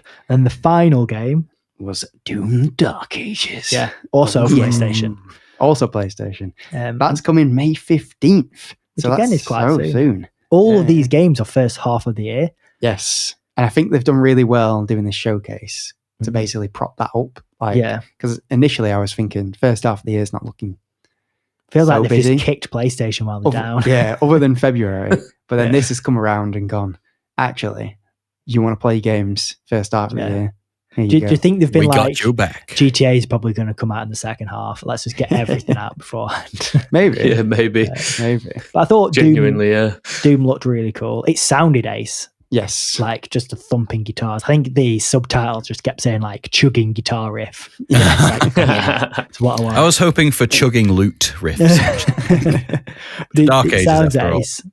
And it looks really, really good. It does look really good. I'm a bit concerned, which we've talked about offline, about the Yes, I brought kills. this up. Yeah, so they were bigging everything up, obviously, because it's, they're presenting New it. game, yeah. And then they were showing off some melee weapons, like you get a mace, you get your shield, you get a mace. I love a good mace. Yeah. And what else? There was like a Big stick with spikes in it. basically big club, Yeah. Doom club. And then they were saying and then with the glory kills, we've improved it so that you can go from any angle using any weapon. Yeah. And you create your own glory You kills. could do that kills. earlier, though, couldn't you? Yes. So in previous Doom games, if you came in from the side, you'd do a different glory kill. Now they bigged this up, and then all they did is just hit him with a mace, and he'd die immediately. And then like a limb would fall off. Yeah. It just kind of felt like in the old games, they were so fast. Or kick. A lot of them was kicking. They were so fast in the old games that your glory kills would act as like a little bit of respite from the running and action, gunning. and it would give you a split second to just plan your next move because you get like iframes while you were doing it. You also get health back. And health back, and they were really like cool and gruesome. They got a bit repetitive when you'd seen them all, but they were still pretty ace. Now what they've done this time, I imagine you still get your health back, and imagine you still get all the buffs that you'd normally get. I hope so. But essentially, the enemy glows purple, and you just hit them. That is literally it.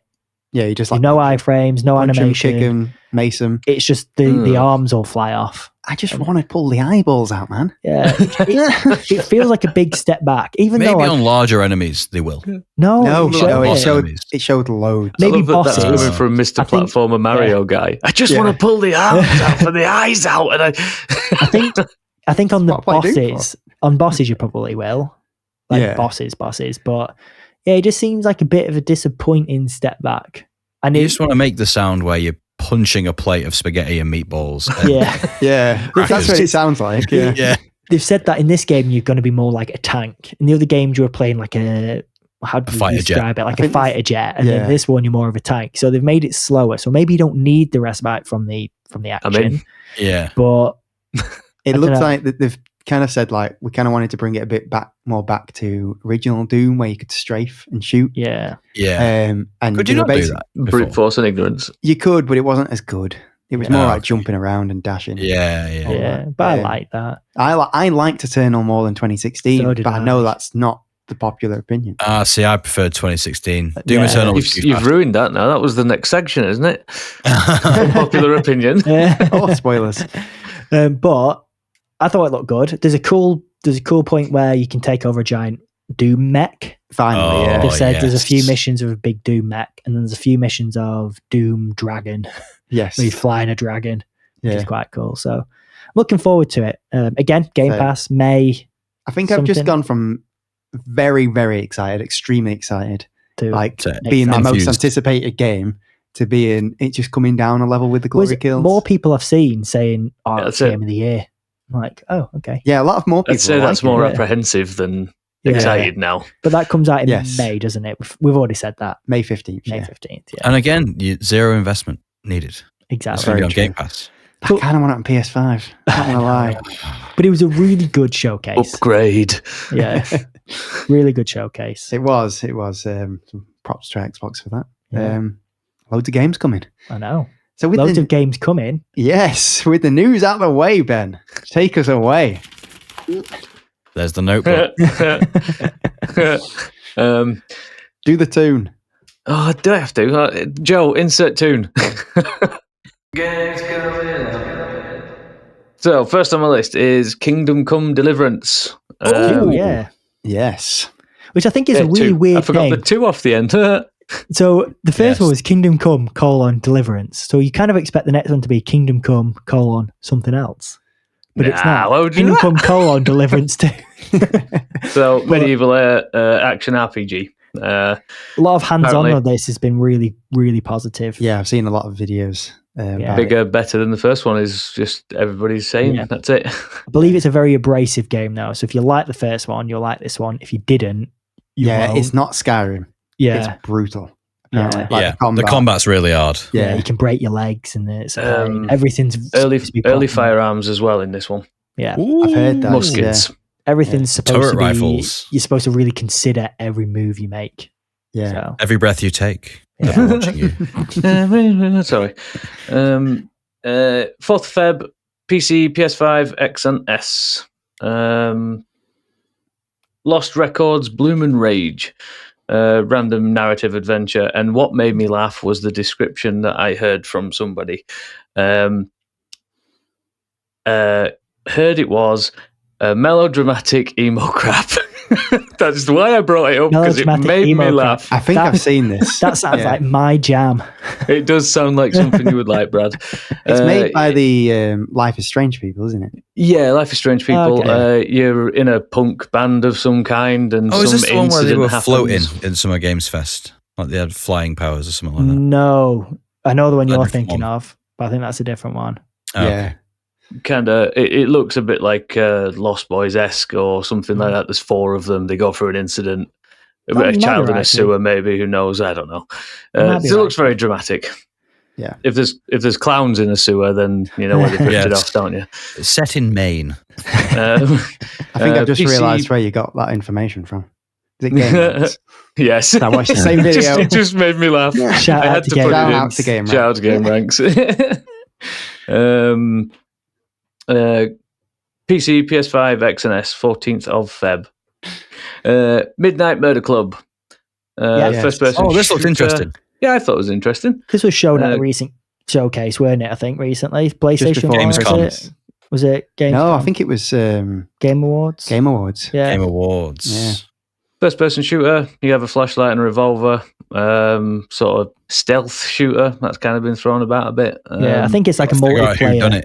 It's like a but with multiplayer traps. detective thing. Yeah. Yeah. There's still not a lot of like, Obviously, you shoot. We don't you know give a your lot position yet. away. No. So Would be a perfect like PlayStation Plus game, but I don't think it is. I don't know. no. Early access Feb is the information. It's Yeah. not even got a date, I'm afraid. It's vague. Yes. You got PC to figure it and out PS5. yourself. That's the mystery. Big Helmet Heroes. third person beat 'em up. There's something like 29 different characters in it. It's a co-op. It does look it's- like an update to Castle Crashers to me. Yes. I like Castle Crashes. Yeah. But like in 3D. Cool. Yeah, actual beat 'em up adventure as well. You know, you work together to do it, which is nice. And there should be more couch co-ops. Yeah. And everyone's podcast got game. big helmets. Yep. Yes. PC, PS5, XS, Switch, 6th of Feb. Is it cross-platform? I don't know, actually. Because the co-op aspect would be pretty good Yeah. for that. Yeah, but we've Yeah. all got an Xbox if we need to. Well, yeah. True. Ambulance Live Paramedic Sim. Next. This is one I'm for Ben. I'm Next. quite excited. It looks really good. Sort of a time-based. You've got to get to the incident and Crazy help Taxi. people. You bought with ambulance. Crazy Taxi, but shoving needles in. San Francisco-esque city. So, and- what's it called? Crazy Taxi, because that was in San Fran, weren't it? I don't Yeah, know. You're something like going that. downhill a lot. Yeah, wasn't it, it's into very that spring? steep jumps and stuff, wasn't Yeah. it? It's a paramedic simulator. Sounds amazing. Wow. What about the date?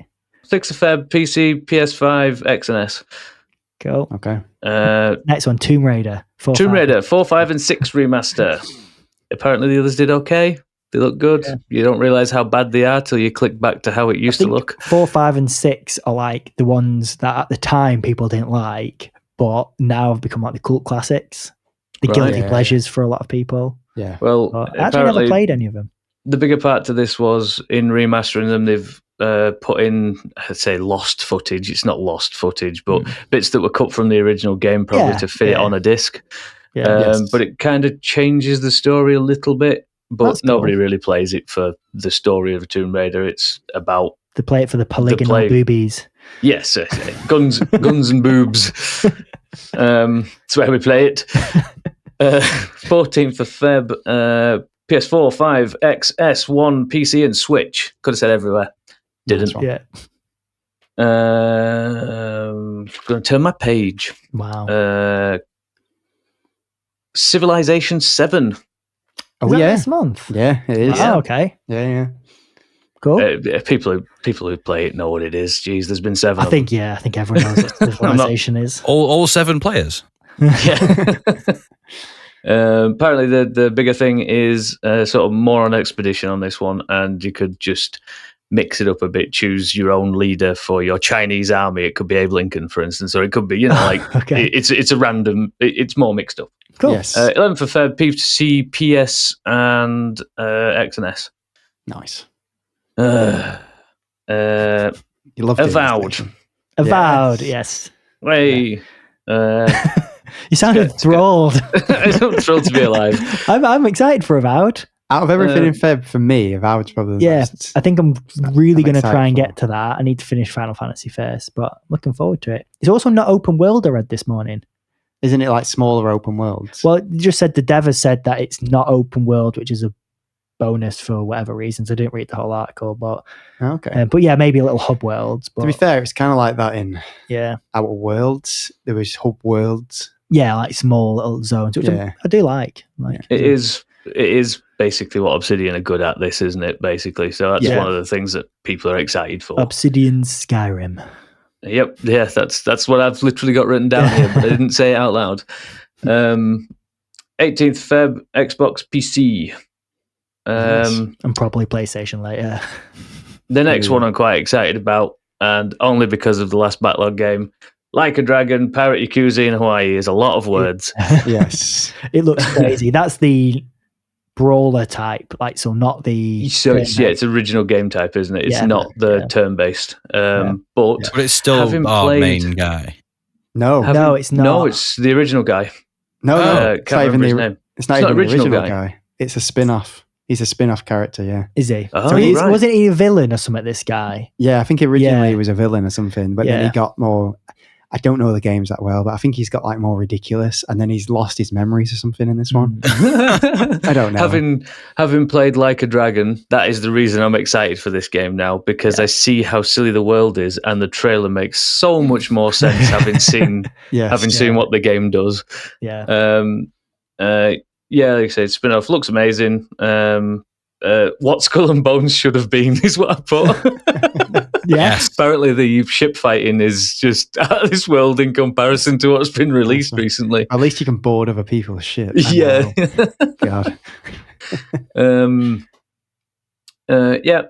21st of Feb, PS, Xbox, PC. Nice. And the last one from me, you ready? You Monster ready? Hunter. Take it away, Joe. Yay, Monster Hunter Wilds. Woo! 28th of Feb. We don't. I don't need to go into this, do I? People know what Monster Hunter is. Talked about it enough. Yeah. Again, I'm looking forward to it. I probably won't get to it, at least not immediately. Maybe. But before one then, day. there's like a second beta, I think. Yeah, I was going Yeah. to say, there is another demo mid-month, isn't it? 18th or something like that. Off the I'm top of my head. excited on behalf of the Monster Hunter people. I'm excited for Joe's commentary. Yeah. February is a stacked month. Have you pre-ordered Really it, Joe? is. No, Good. I don't pre-order anything, Good. Even Monster Hunter games. Wow. even Monster Hunter. PS5, Xbox, 28th of Feb. Yeah, that's about it. Nice one. It's a Anybody busy else month. got anything? It's like just No, I a don't lot think of so. big games coming out of February. So maybe not Yes. like a lot of games in general, but a lot of big games. Definitely. And nearly Assassin's Creed, but that got pushed. yes. Yeah, it would have been last that as minute. well. So Very true. Very true. Well, with that all out the way, I should probably quickly run through the socials. I think you should. Oh, So, remembered and everything. you want to give us a question chat to us, ask us anything. That wasn't a question. It's you want to. If you want No, to. it's telling you. You I'm want telling to. You want to give us a question. Then email us at gaminggarnish@gmail.com. You will email us. Hi, ET. Just suddenly age 60 years. I don't know what. And then obviously we've got all the socials. We've got Facebook, Twitter, YouTube, Blue Sky, Instagram, Threads, TikTok. Red everything. Note. Everything. Shout out to Red now. Note. Yeah. Oh, no, Red Note. I didn't even We know. got a Red Ben's Note just as done it, well. yeah. Wow. And then, but probably the most prolific, I can't say the words, prolific place we're at, and we talk all the time, especially with the people who are on it, is the Discord. Please join the Discord. There's loads of conversations going on in there. And if you really enjoy us, like, subscribe, tell a friend. But we're on please. YouTube. We're on YouTube too. Yeah, mention that. Yeah. So Doing some good work. We do some fancy stuff on YouTube now. There's even a little thumbnail and There's even a little intro. animations and thumbnails. Crazy. We're doing it. Yeah, still no video though. No. Maybe one day. Face for radio. Right. So with the socials out the way, we have a special segment this episode. And I have to thank Damon for this one because it was his idea. And he came, it's kind of a question, I suppose. He basically asked us for our unpopular opinions or gaming unpopular opinions. I'm going to jump in and say one straight away without anybody saying anything. AI logos are good. Well, that's just a wrong opinion. But before we actually get into our actual opinions, I'm going to have to say something. I can't believe it. You didn't give me space. You didn't give me space to do my intro. Joe, you're gonna have to edit it. Yo, insert intro. It's actually been a long time since we've done Since this. we've done It has been a long time. Yeah. What was the last one? Game music or game sound? No. No, it was just before. I think we did the Game Awards as a special segment. Ah, yes, that's right. Possibly, yeah. So Yeah, that was yeah, probably it. yeah. Just Yeah, still but a few episodes ago. we went straight into Game Awards, so I don't know. True. It might have Who been knows? It's been a before long that. time since people have heard my angelic voice. very nice. Well, some unpopular opinions, guys. Ben's already started with one. Just a little bit of context on that. We were getting a lot of stick about having an AI generated logo, and Yes. it's just not that serious, guys. It's a hobby. It's just not that serious. We're just We haven't starting getting out. paid for this. We're just starting out. We've done it No properly money. now. But we've got a new logo. I think it looks really That we good. paid for. Yeah. Yeah, doing a good job. But have you got any other unpopular opinions, Ben? Halo Reach wasn't the best Halo. Oh, Get out. I don't know. Dagger in the say- heart. I don't know if that's You're going to say something unpopular. like Halo Wars, aren't you? Halo 3 No, it was the is original. arguably It better. was the original to me.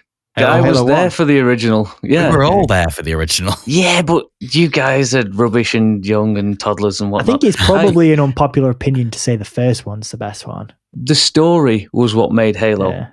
That A was lot of what people made it love two. amazing. And the first one, the twist in it when it's suddenly not a Covenant thing, Yes, I get that.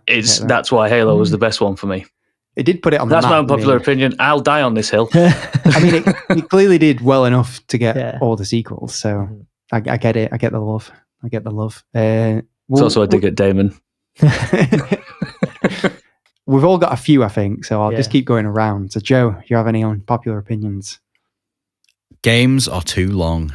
Oh, that was one of They are. mine. They 100% There you are. I don't need a 60-hour game, Yeah. guys. And I don't think that's unpopular amongst like quote unquote gamers. I think people who game like as a little bit of a hobby but aren't like so invested in the ecosystem of gaming, I think they like long games, but I think the majority of people who play a lot share the same sentiment. You can see the For me, padding it's- in most games. Yeah. That's Yes. what I don't like. You Yeah. can. Definitely. I don't. If we're back to the Final Fantasy moment, aren't we, Jake? We just don't Yes. need to be hoovering that corridor. Well, Um, Well, on that, just really quickly, one thing I've noticed now coming towards the end of Final Fantasy 16 is that all these epic things are happening that are really great. And at the end of every like big mega section, you'll go back to your hideaway and you'll have to do loads of like menial things just for a little bit to help people because they're struggling with something, and it ends up taking say an hour, but it's an hour of like proper pace slowing like activities that feel like side quests just so you can get back to all the big stuff. So I'm even feeling it in that, and it is getting quite annoying. It's not as menial as hoovering, but it's still like little things that you kind of feel like. But you're not to say you can give you the option to continue the main story until you've done them. It's not to say that's what this is doing though. That's what I mean. That's what's stupid. Yeah. It's not to say that we don't love 60, 100-hour game. Just not all of them. Not all of them need to be that. Or don't have the main content be that long. If you want, you can get through the story in like 10 or 15 hours, but there is other stuff you can do if you want to. Which I think Bethesda games, to their credit, do well. Because their main campaigns are usually pretty short. And not very good usually. No, they're usually pretty crap. But then it's the rest of the world that's good. Yeah.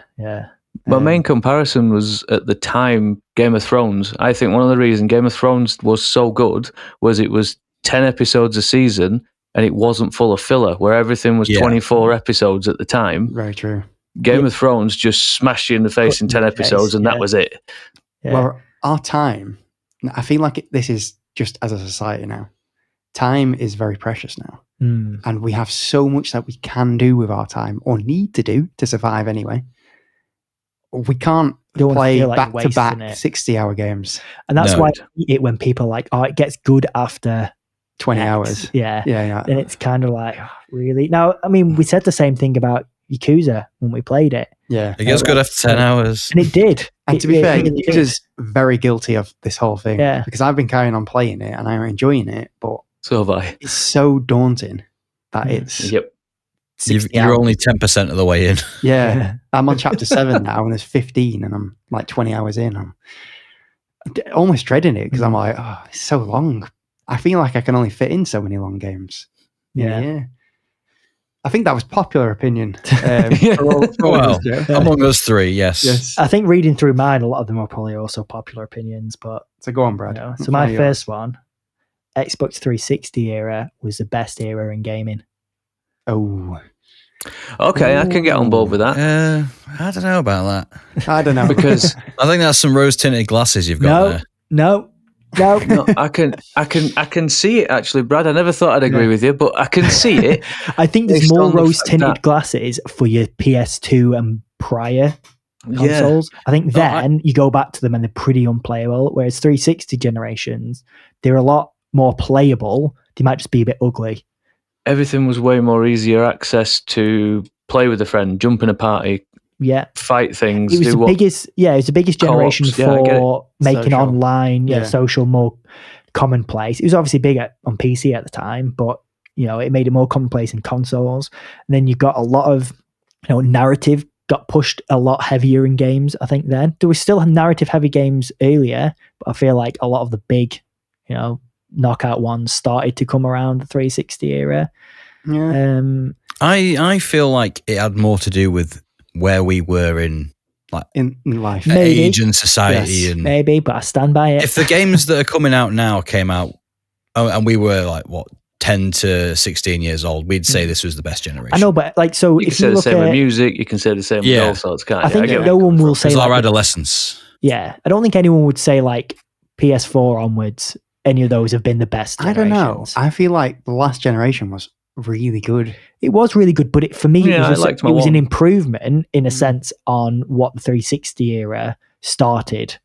Yeah. It was a continuation, whereas anything before 360 felt quite different.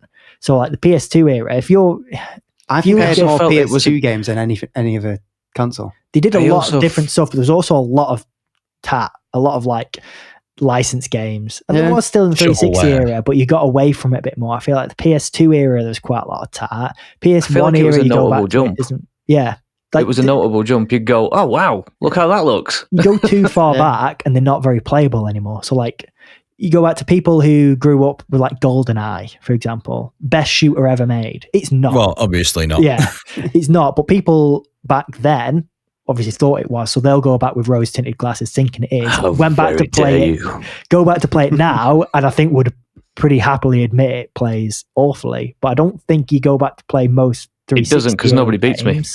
I think if only you one play other most person. 360 era games, they don't play much different than they do now. I suppose it's a big one for innovation. Yeah. I don't know. I'm not fully sold, but I get your point. I get your point. And that's why it's an unpopular opinion. Yes. So one of mine, and I said this to Damon basically straight away, and he rebuffed me with his unpopular opinion. So I'm going to quickly say mine, which is survival games are extremely boring, and I can never get into them. And he came back to me and went, survival games are the best genre. That's his favourite. Or his Well, favourite. That's his this links into mine. Are you ready?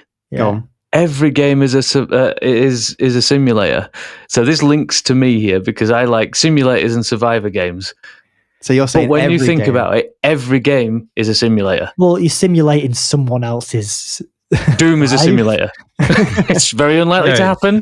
Doom simulator. I definitely disagree because you put simulator and it implies a certain jank, but also a certain like type of game, realism. certain Yeah. realism, sort of Yeah. mundanity. You know, I get what you're It's like saying. calling Mario Yeah. is not a plumbing simulator. yeah, Yeah. platform Sure it is. simulator. But There I are agree. pipes in it. I do agree with Jake. Like survival games, not all survival games, but a lot of them I don't are know. just boring. I actually find What is most a of them- survival game? So a Define game it. I think it's more like Like Ark and Rust and all that. kind of, but then Yeah. multiplayer. I'd Something still like say those. Subnautica is. Anything that you just have to go out and collect resources and build stuff. Yeah. To me, Minecraft. There's a Minecraft. difference for me there. There's a difference for me there. There has to be a target. There's no point Yeah. playing a survival game to just survive. And a lot of them don't have a target, which makes Yeah. them boring. That's the Yeah. borderline of boredom. And I think a lot of them are a lot better with friends, something like Minecraft. I've Yep, never really got agreed. into, but I think with friends makes a big difference. Yeah. However, I would 100% agree with you until I played Subnautica. yeah. And there's something about it that it is just collecting resources, but it's really good. Do you chop wood? No. Because I feel like Because you're underwater. Slice Yeah. seaweed. every single one of them starts Yeah. with build Kelp. an axe, chop Yeah. some wood. Oh my god! You don't have to do that. build no. a shed, You, build a in Subnautica, workbench. you already start with some technology, don't So, you? so from tell the me, ground. Grounded wasn't good then. So I enjoyed my time with it because I played it with you guys, but I found most of my time I was stood around going, "What the hell am I doing?" I Waiting for like stuff to be built. I like Yeah. Grounded because Yeah, I get it. Grounded had a progression, which most don't. Yeah, that's there's a my point. story to it. But I do agree, had you not been playing it basically offline, Ben, and building our base, the progress would have been a lot slower, and Yeah. I definitely wouldn't have enjoyed it as much. Oh, If you yeah, had to you'd probably figure it all out drifted. ourselves, Same with that Tectonica. That's why you Yes. have a simulator guy in this team. Come on. Yes, that is true. For the That's why listeners, at the I end of pointed at myself. when we played Tectonica way back when, 4th episode or something, I think I was the only one to say I wouldn't recommend it, and it's for that reason. Yeah, Like fair enough. they're just not my sort of games. I get to a point where, and then especially if I'm playing with you guys are doing great work, and I just stood there and going, Not having fun. "Oh, what am I doing?" Yeah. Yeah, no, I do. And I tried Animal I do Crossing. mostly when Animal agree. Crossing came out. I That's tried not to a play it. survival game. I know it's a builder. I would say Yeah, it is. no, but I would say it is. It's a very light survival There is game.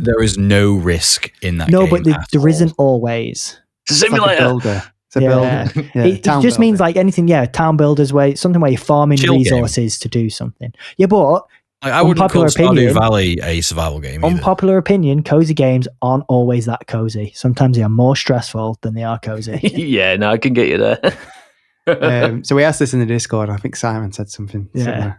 He said Um, cozy games are crap. Yeah. Which this is why it's unpopular opinion because I know loads Yeah. of people Yeah. love these games. Cozy games aren't games you play for a long time. You play them for a little bit every day. But you're You meant to don't- play you- them over a long time. Yeah, you don't play them for like 10 hours at a time because Yeah. you run out of things to do. Yeah. So I have one that I share with Damon here, and I said I would read it out for him. Go on. AI is good for game development. To a point. Explain. Because you're not I entirely don't wrong, think- but it depends I don't how. think you need a person to develop every blade of grass, every tree, No. every. No, but And that's yeah, fine. And that there exists. are Basis. AI programs for that. Yeah. Every time pretty much you boot up a game and it gives you all your splash screens and it's like Autodesk Maya and all that business, there's always one called Speed Tree, pretty much in Yeah. every game. And that is what that is. It's basically an AI generator for trees. It takes all your pre-made assets Yeah. And then And randomizes basically them and randomizes and fills makes out. loads of trees. Yeah. So that exists. And a lot of the time game companies use AI to generate like forests and like generate a rough map and then tweak it. And that I 100% agree with. That AI is fine. A lot of developers also agree it's increasing efficiency in workflows. That If we is get the game fine. quicker, I'm in for it. Yeah. And I think There's most also people games agree that that's fine. wholly rely on it for content, though, like procedurally generated games. Yeah. And AI, as in like enemy AI, Yeah. all That's always that been a thing, is obviously. fine. What's not fine is generative AI that basically removes people's jobs. Yeah. Like, I think it's more Well, that's like, going to be a world issue more than a game issue, isn't it? Let's face it. but it never makes for a better game because usually it doesn't feel as authored. yeah, when you start bringing it into narrative, character creation, Yeah, well, Story any all it object can do- creation, All it can do is copy another, so it's not. Well, exactly. That's why it's never You have to give it original. prompts. and it's never as good. yeah, you can tell a lot of the time. There's So there's definitely entire a books on difference. Amazon that are written by ChatGPT, and you can tell. Oh yeah. Yeah. I mean, don't get me wrong. I think there's a place for it. I Yeah. run D&D sessions, Yeah. right? And if I'm struggling on something or ideas, type in my idea, and it'll like write out a scenario for me. Yeah, Not it'll like, flesh it out for you, And I but you think- still come up with the idea. I think missed it's your- really good. You missed your moment there, Jake. You should have said, "I am a dungeon master." Thank you very much. I think it's really good when people who maybe aren't as creative have an idea that they can't quite like elaborate on, or they can't quite sort of like You mean like what's the now? word? Yeah. Articulate. That's the word. They can't quite articulate the idea. yeah, So they can use something like generative AI to create concept and say, this is the sort of thing I want. Like we kind of did with a logo and then eventually made our better logo. But it's good for people who aren't creative to concept ideas. Definitely. It's not good to then put them into actual finished a tool, projects. but not a replacement. Exactly. Yes. Yeah. But anyway, that was a good one. Good one. Joe, got any more? There's too many games now that take the reins off you without you expecting it. Okay. What? So I mean, like throwing Elaborate, the deep sir. end. So, like, sometimes it can be cutscene. Sometimes you'll be playing the game, but it's like, oh, suddenly you're in a tutorial that you didn't realize was coming. Hmm. And it's like, you could just have a pop-up box that tells you about it, but instead it takes 5 minutes of like cutscene or video and explains something to you. It's like, Okay. I didn't need all that. So when I've been replaying yeah. Cyberpunk, it gives you the option for tutorials, which is quite good. That is just a splash screen that comes up. There's no like, No. So I mean, like the combat training, they give you. Oh, a yeah, chip you and can say skip no. it. You can say Yeah, no. yeah. So I thought that's a really good way of doing it. I said yes because I needed to because it's been ages. But it's a good way, especially if you're replaying a game, Yes. to avoid Yeah. tutorials and stuff. That's good. Yeah. No, so you think they can be a bit too handholdy and force you in a? I remember the most egregious version of it was, I think I was playing, gosh, what were the DS Pokemon games called? Like Sun and Moon. Sun It and took Moon, like Yeah. 6 hours before I was like Yes. stopped handheld. Like Mm. every they've- 5 steps, someone came up to you and explained something There's- to you. They've got so bad. Yeah. Yeah. There's Yeah. a balance, isn't there? You want a bit. I don't like Yeah. it when games throw you right in the deep end with nothing. Yeah. But you like, you need a bit, but you don't want too much. I mean, Yakuza is very guilty of this. I Very feel like guilty. we brought it up a lot in this unpopular opinion, and we all enjoyed it, and we all like. Yeah, thanks, recommended it. Martin. But- It only redeemed itself because it's funny. yes, If it wasn't a funny Yes. game, I would have put it down. Yeah. 100%. But even now in Chapter 7, you're still getting introduced to things, which is good in a sense. Well, just randomly in chapter 5, I think it was, you just own a business. Or you start running a business, and then you have to go through this whole tutorial of how to do this business Yeah. thing, and that's it forced. It's not Yeah. like you have a choice. So sometimes it can get a bit much. Too Yeah. many systems. You can Definitely. learn too much. But Definitely. And when you're limited on time, as we've said, it kind of goes into your other one, doesn't it, Joe? Yeah. Yeah. Yeah, Game's too big. definitely. Brad? I'm going to say exclusives are actually good for the industry, Oh, but to a point. yeah. Okay. So I think Forever exclusives, no. not even necessarily. I think it can be quite good for a company to say, this is why you need to buy our system and this is how we are competitive. So in like the peak of gaming, you've got top quality games coming out from all platform holders to try and entice people onto their platform because they're like, look how good these games are. Look at all like the peak like PlayStation Sonic games was on Sega and Mario was on Nintendo. But even more recently, like the peak PlayStation games, people buy a Playstation because like these exclusives are great. I know we've waned a lot recently because of what we're talking about. PS4 era, definitely. But that's really good. And then you look at what Xbox has just done with their showcase. All those games are coming to both. So it kind of, if they'd said all these games are only on Xbox, that's a really strong showing for people to move to Xbox, to be interested in buying an Xbox. I think that would have been quite good for them. But their big thing now is Game Pass. Game Pass. Because they don't care about hardware. Yes, if they're going to get something for free, you're going to, well, not free, but you know what I mean, a subscription, you're probably going to do that. They kind of backed themselves into a corner a few generations ago, unfortunately. But had they never done that, and both platforms were equally as healthy, then I find exclusives create good competition. Yeah. And only make better games. 360 era, Xbox was winning on that front. Yeah. So that's because the PS3 was notoriously hard to develop for. Yeah, it was. We got a lot of good talking points. In this one, I didn't expect this. So one of mine, and I feel like I'm just complaining on mine. So, you do. We're used to it. I am so sick of zombie games and just I'm just zombie media in general. I am so bored. Stop. Too many zombies. Can we have post-apocalypse without zombies? That's much more interesting. The thing is, like the people. Post-apocalyptic stuff's really good. I think it works well for a lot of media. The thing with zombies is it is easy. I suppose it's just lazy. Yeah. In a post-apocalypse, you don't want a creature that's too hard to defeat. It's post-apocalypse. Yeah. I think zombies work. I think it's another thing that's made zombies do what they do. The success of a certain TV show, the success of a certain few things in zombies, and then everybody's gone bandwagon. I do agree with you, Jake. Zombies everywhere. More of it. But there is some good zombies. Of course. Last of Us is really good. Yeah, that do it well. Popular opinion, Last of Us is overrated. Well, they're not really zombies, are they? They're like mushroom infested. Screw you, man. No, they are zombies. They are zombies. Does someone have to die to become one? They die by getting taken over. Right. I think the term zombie just refers to like humanoid enemy who's brainless. Yeah. Right. You can have infinite ways where the zombies. I'm just not excited. If a new game comes out and it's a zombie game, I'm just not excited. That's fair enough. But that's, again, my unpopular opinion. I don't fully disagree, but I think it's a good...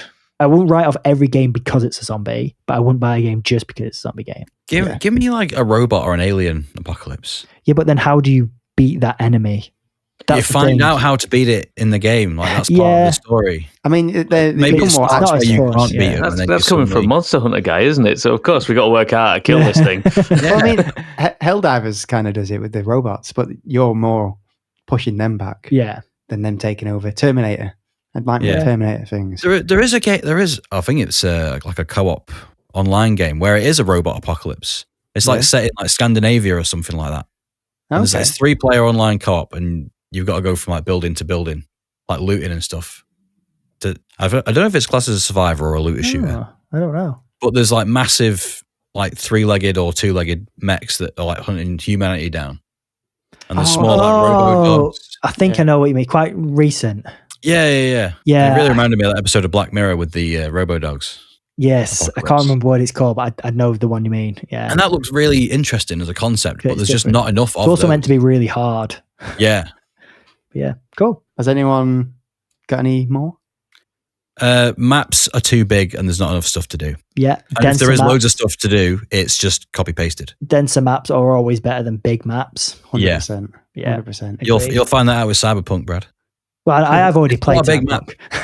So I do know.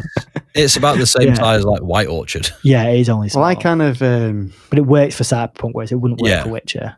Like, the new Zeldas, really like them. But I do think they're too big because... They're quite empty. They're quite empty. And then, like, Ubisoft... I think I've said this before, but Ubisoft gets some flack for the towers. It is just got towers in it.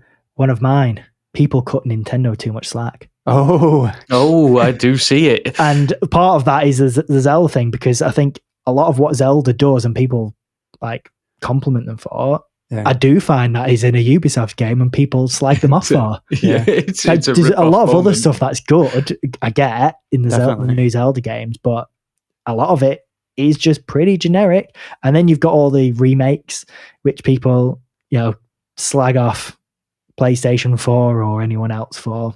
But they make out a lot. They do. They make loads of money. They don't put the games down in price. They do things like the Mario collection, which came out for 3 months and then they took it off sale. And now you can't buy them. And they were just bad remakes, not even remakes. And they just sue people left and right. Yeah. I was going to say, one of mine was Nintendo is an evil corporation. At the end of the day, they are a corporation, and people kind of treat them. It's not just Miyamoto-san. Yeah, people treat them like they're really here for the gamers and stuff. They're there to make money.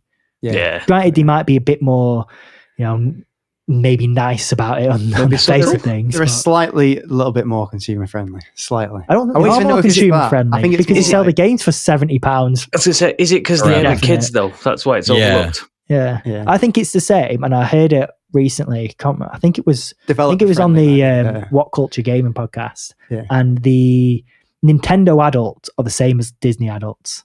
Yes. Where you go to Disneyland and they're like, everything's so overpriced, but I don't care because I'm a massive Disney adult and I'll buy everything. All the kids, and they'll do the same. Yeah. Nintendo adults are exactly the same. If you give them for everything, they'll give them all the money if they can, and all the kids, and it's the same.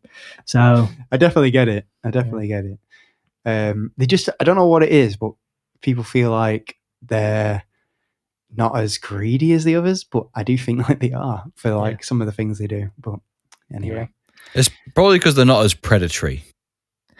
It doesn't seem it, no. Well, not as outwardly. And they're not making layoffs. Pushing subscriptions on you. I think the layoff thing's a big thing. Off and they own the mistakes, usually. Yeah. I've got a couple more, and if anyone else wants to jump in, or I'll just rattle them off. I've got one very quick one, which I've alluded to at the start of the podcast, which is, does everything have to be a Souls-like? Does every action game have to be a Souls-like? No. I think a lot of people agree. Yeah. I won't say too much about that, but I'm just, when I boot up a new game that I'm really looking forward to and it ends up being a Souls-like, I'm just a bit like, again. Do this again. So I've got one here. Controller battery life isn't that big of a deal. Just charge controllers. No. Just put them on charge when you finish with them. That's a dig at me, isn't it? It's a dig at a lot of people. Because a lot of people are like, oh, well, my Nintendo Switch Pro controller lasts 24 hours. Like, does it need to last 24 hours? Yeah. It's handy. It does for some people, yes. Just charge it. To be fair, the Switch, I'll take it with me. I'll take the controller with me, so it needs to. Yeah, but just charge it before you. If ever I'm going anywhere, make sure it's charged. Yeah. It's less critical to put it on charge if it can last a week. Of playing a couple of hours a night or a few hours here and there and whatnot, and you forget to put it on charge because of the busy hustle and bustle of life. Like a you problem. Don't forget to put it on charge. I've got a puppy. I'm forgetting everything. I get what you mean with the PlayStation. The more times he puts it on charge, the more times there's a wire to nibble for that. Yeah, that's also true. Yeah, mine's covered. So I just put mine a little dark and it charges. And then, I've got one final one, and it's around the subject of being a hardcore gamer. Oh yeah. And a lot of people say you have to be playing like 12 hours of games a day to be a hardcore gamer. You're not really a hardcore gamer unless you're playing loads of games. I don't think that's true. Because I think there's a lot of people who play a lot of games, but they're not, maybe a lot of FIFA or a lot of COD. And that's fine. It's still valid. But I wouldn't class them as a hardcore gamer. I think a hardcore gamer is someone who's like ingrained into the gaming society. Yeah, the society of gaming. Yeah, they know what's coming out. Interested. It's the people who listen to gaming podcasts or do gaming podcasts. Yeah. And a lot of those people some people listen to gaming podcasts and don't even get time to play the games. Yeah. Yep. But we call them. Shout out Max. But I don't play that many games a week, Yeah. Really in total, if I'm playing 10 hours a week, that's a really good week of gaming. Yes. It's usually a lot less than that. And a lot of people would laugh at that, saying, you're not really a hardcore gamer. My friends play way more games than I do, but all they play is like multiplayer games. Yes. Because that's what they like to play, which is fine. But which is that hardcore gamer if it's one genre of one style? And it's usually and very thing? few games. It's usually Call of Duty, Gears of War, or Halo. And that's pretty much all they play. Then that's not it. I would say the most hardcore football fan watches every team. They don't just watch one team. They know all the players of all the teams. True. Yeah. But then they also follow it because they love football. They also follow like the people who like the commentators in the match of the day. Or who's like shifted teams or whatever else happens in football. I don't know. But yeah. Because they just love the concept of football. And Yeah. like they'll probably play like 20 And hours that's of what I FIFA a think week as well. really a quote-unquote hardcore gamer is. Yeah. Someone who loves gaming as a medium and everything around it, rather than just someone who plays loads of games. Weirdly, Who Brad, I've agreed pays with you someone too to play much their today. games for them. Anything else, guys? I got one to end it on if we're finishing. Go on. Go on. Concord character design was okay. We all know that was a lie. What game are you on about there? I don't It was think that lies! That was Stonesy in the Discord, wasn't it? Yeah, it was. I just thought it was good and I'd throw it out there. exists. You say that was a lie service game. Yeah. Concord gameplay was okay, though. No, here he goes. There we go. It was all right. Anyway, so I think we'll bring it to an end then, guys. We've talked about a lot of stuff this episode. I know. So I hope you've enjoyed. I hope you to be a big one. I hope you haven't unfollowed us for our unpopular opinions. Please tell us your unpopular opinions. And Wherever you know how you to can. do it after naming the socials. Email us or join the Discord. And we'll see you next time. Until then. Bye-bye. Bye. See you soon. See you later.